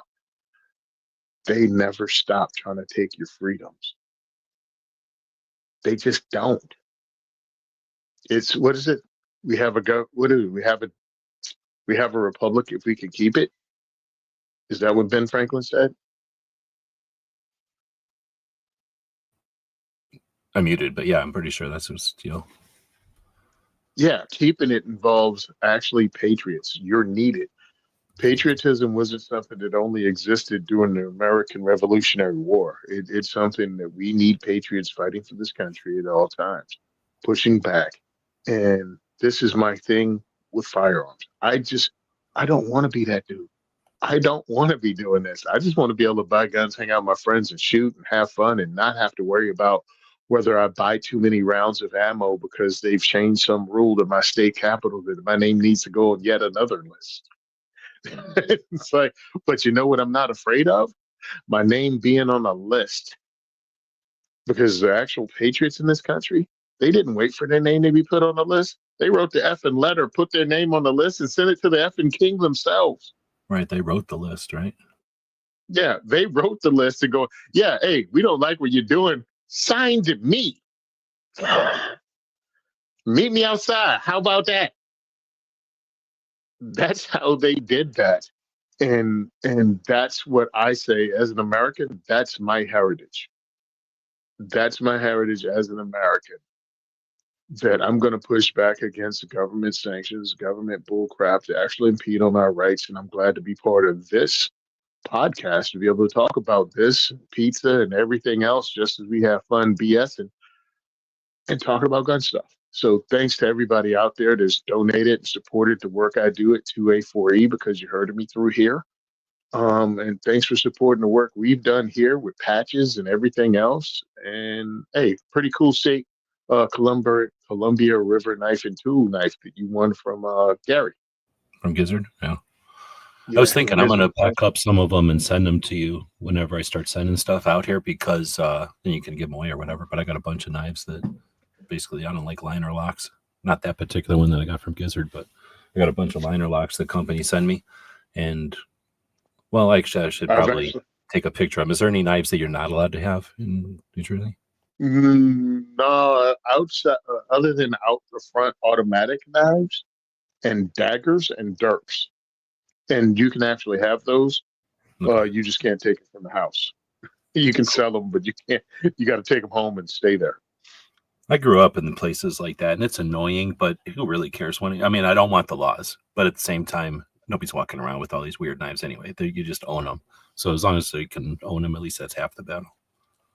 Yeah, there's 4 people walking around with a katana under a coat.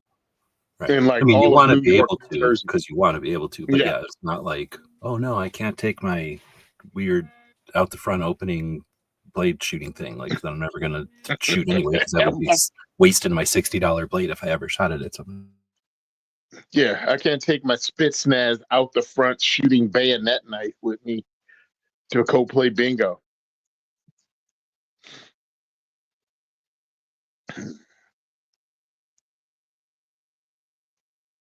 So, well, Rob's saying that to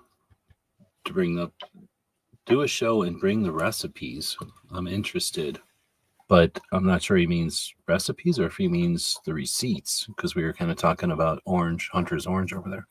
So whichever it is, when we have another show, feel free to ask questions and we'll answer them. We answer every question 100% with 100% accuracy. We do use robots to verify that we are 100% accurate, but we're always accurate first, and then the robots verify that we're accurate. Unlike any other show out there, we can guarantee that our answers are 100% accurate. 100% all day, every day, and every show is epic. You should write these words down. They should actually be written in stone. That's how important the words we say on this show are. But no, that would be interesting to have a conversation about orange. I only know about it because I was doing my research for one of the projects I was working on with the firearms history, and it was pretty sure it was looking at NSSF history, and they brought up the fact, and then they were recognizing like the work that NRA or somebody had done, and then they had mentioned that like, and then Hunter Orange was invented, blah blah blah, and it was interesting, and I was like, oh crap, I didn't even realize that that was a thing, and that somebody brought it up. I just always, it existed through my lifetime, so I just thought it was always there. But just like everything, somebody brought it up, and it was literally brought up as like we don't think there should be hunting because hunting's so dangerous. And we were like, well, the hunters, wherever this was, I forget if it was like Ohio or whatever, but was like, well, what if we wore orange? Then it wouldn't be dangerous. And they were like, oh, okay, then you can keep hunting. And then other hunters were like, hey, if we wear orange, it makes people that don't hunt get less worried about us. And it's like, okay, well, we'll wear orange. You know what I mean? And then it just kind of went around. I think the NRA helped with that or something, or the NRA hunting portion of the NRA or something. But anyway, there was something I discovered about it, and I was like, oh, I never realized it was an intentional thing to get people off our backs. And then because it worked so well, it kind of just became a thing. And then we're like, yeah, and it's nothing wrong with it. It doesn't, hurt to be visible. So yeah, makes sense. And then now it's just a thing, and everybody knows Hunter's orange is a thing. But then what's cool about it, just because I like to see this stuff, kind of go around the loop or whatever. What color does stupid ass, what's her name wear? Mom's Demand. They wear orange because they tried to take it from us. So it was so much our color, and we had so much success with it that they understood that. In my opinion, their marketing people understood that and went orange to try to take it back. And maybe to think that maybe we would let go of it because they're using it, like, oh, we'll stop using orange because they're so petty that they're using orange. We're going to stop using it because it's not safe or something like. But anyway, obviously we never stopped using it. But anyway, I just think it was a interesting facet I discovered somewhere along the thing a few years back. So I always bring it up that whenever I'm talking about things that we can do as a community or whatever, like as a group of people, without somebody telling us to do it, I use that as an example because it wasn't like the NRA said, hey, wear orange, or some group said, hey, wear orange. It was just some people were like, get off our backs. What about if we wear orange? Anyway.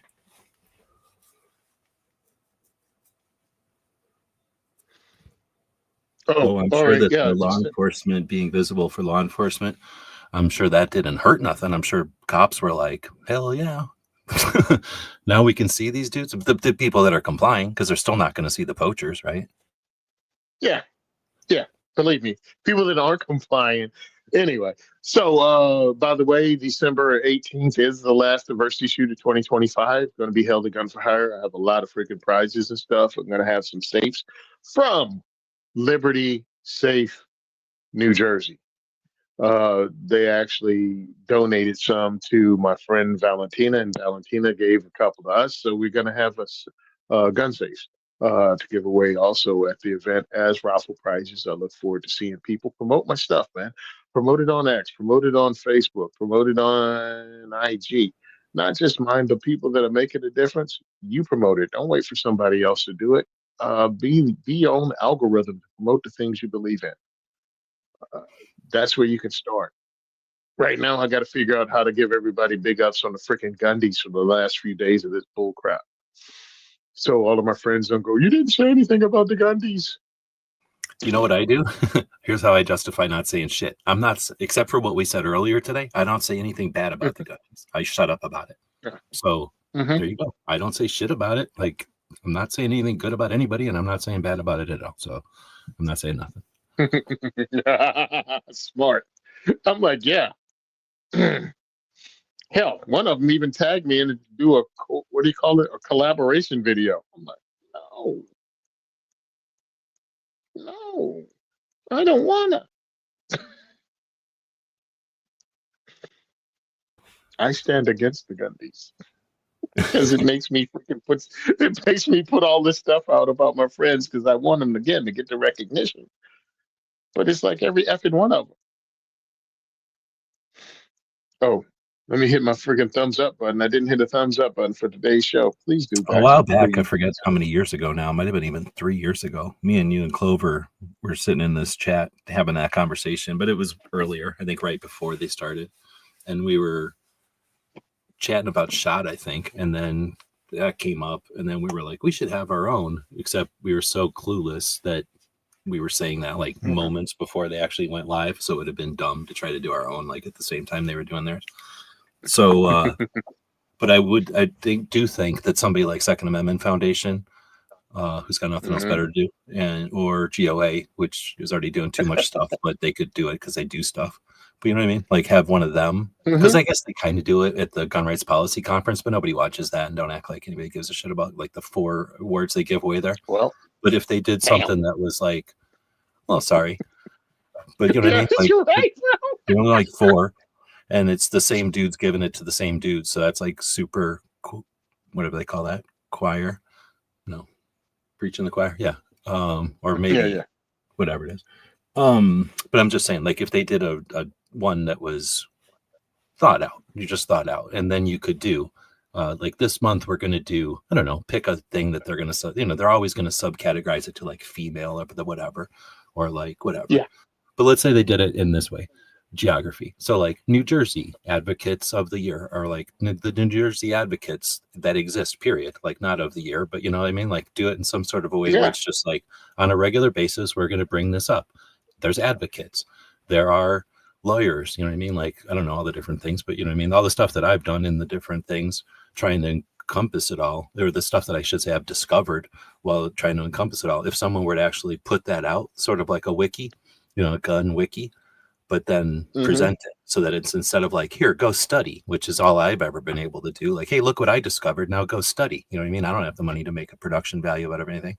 But if somebody could go, here's a presentation of, so and like 2 or 3 advocates each month, or 2 or 3 advocates each week or something. You know what I mean? There's definitely enough advocates to do 2 or 3 each week and to like still have to do more at the end of the year.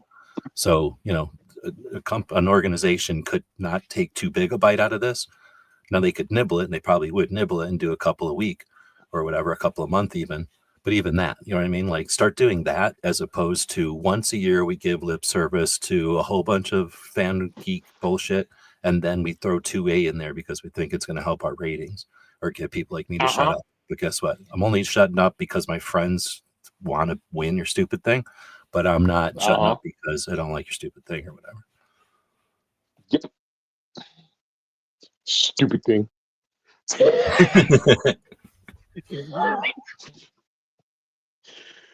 Okay, so there's a couple of birthdays going on. I like to say birthday weeks. So don't tell people your birthday. Don't tell people your kids' birthdays. The internet doesn't need to know your birth date, but give them a birth week if you want. Give them a birth month, because then your friends have a month to remember that you exist and that we don't all have nothing guaranteed. So it's awesome to hear about people being born, especially us old ones that don't, how many times we go around the sun is yet to be determined. But yeah, let's also have some OPSEC. It's called operational security, understanding that the world doesn't need to know specific information that ties in with your credit card fucking numbers and your mom's maiden name and whatever the hell else, your pet's birth date. You know what I mean? You don't need to know that stuff on the internet. Too many people use their names like, I don't need to use a screen name. You don't need to, but it's smart. You don't have to, but we can. Yeah. Allowed to. Well, I you started doing that a long time ago. It'd be a little weird for you to do it, but it wouldn't be unheard of.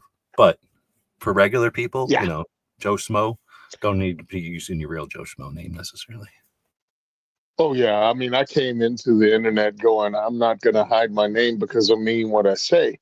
And then I realized you just painted a big ass target on your back for wackos or anybody else to do anything they want to. But then I became an activist and advocate, and it really made no difference. I mean, it's not like it's dire. It's not like, obviously, people can exist without it. But I'm more worried about like the robots, because in reality, it's just the robots. It's the spam. It's the junk. And that's like, if you can keep that stuff separate, you might as well. Put the stuff in your hobby stuff in the shed, put your hobby stuff in the garage, and then it's just you're not living in it. But whatever, we got a lot of stuff. We took half an hour to say goodbye. So you wrap it up. Whatever's coming up here. You got one more thing, right? Till the end of the year on the 18th. Yep, Yeah. December 18th is the last diversity shoot. Again, support us if you can. Could really use your help with some 9 mil ammo. If you could do that, again, contact Gun for Hire, pay for it over the counter. Excuse me, pay for it over the phone and just have it sitting there waiting for us. That would really help. Um, and you can donate to us, period, because we got a lot of stuff coming up. A lot of bills to be paid at the end of the year because of insurance and, upkeep. Regular, just upkeep. So if you want to help out, you can donate. That'll be great. I'm putting a lot of things together for the beginning of the new year. Shout out to Ursula and Nick. They actually donated a iPad. What do you call it? A computer to me, a laptop. So I'll be able to go forth and do some stuff in the new year. And I'm planning on a lot of things. So watch, help if you can. Really appreciate it. DiversityShoot.com to follow me and help me out. For donations and all that stuff, diversityshoot.com. If you want to follow me on X, it's second for everyone using the number, or type in Tony Simon. You can find me on the fat black guy with the cool beard. On Instagram, I'm SimonSaysTrain, and on Facebook, it is the second is for everyone, and also Tony Simon. Right on. Thanks everybody for joining us. We'll be back next week, I believe. Wait, is next week like Christmas or something? Nah, No, I don't we're know, good. bro. I'll be here. Hey, look, Okay. I'll be here.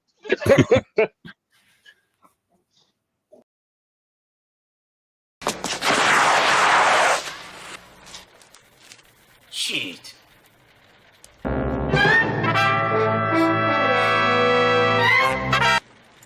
Ninja? Ninja! Ninja!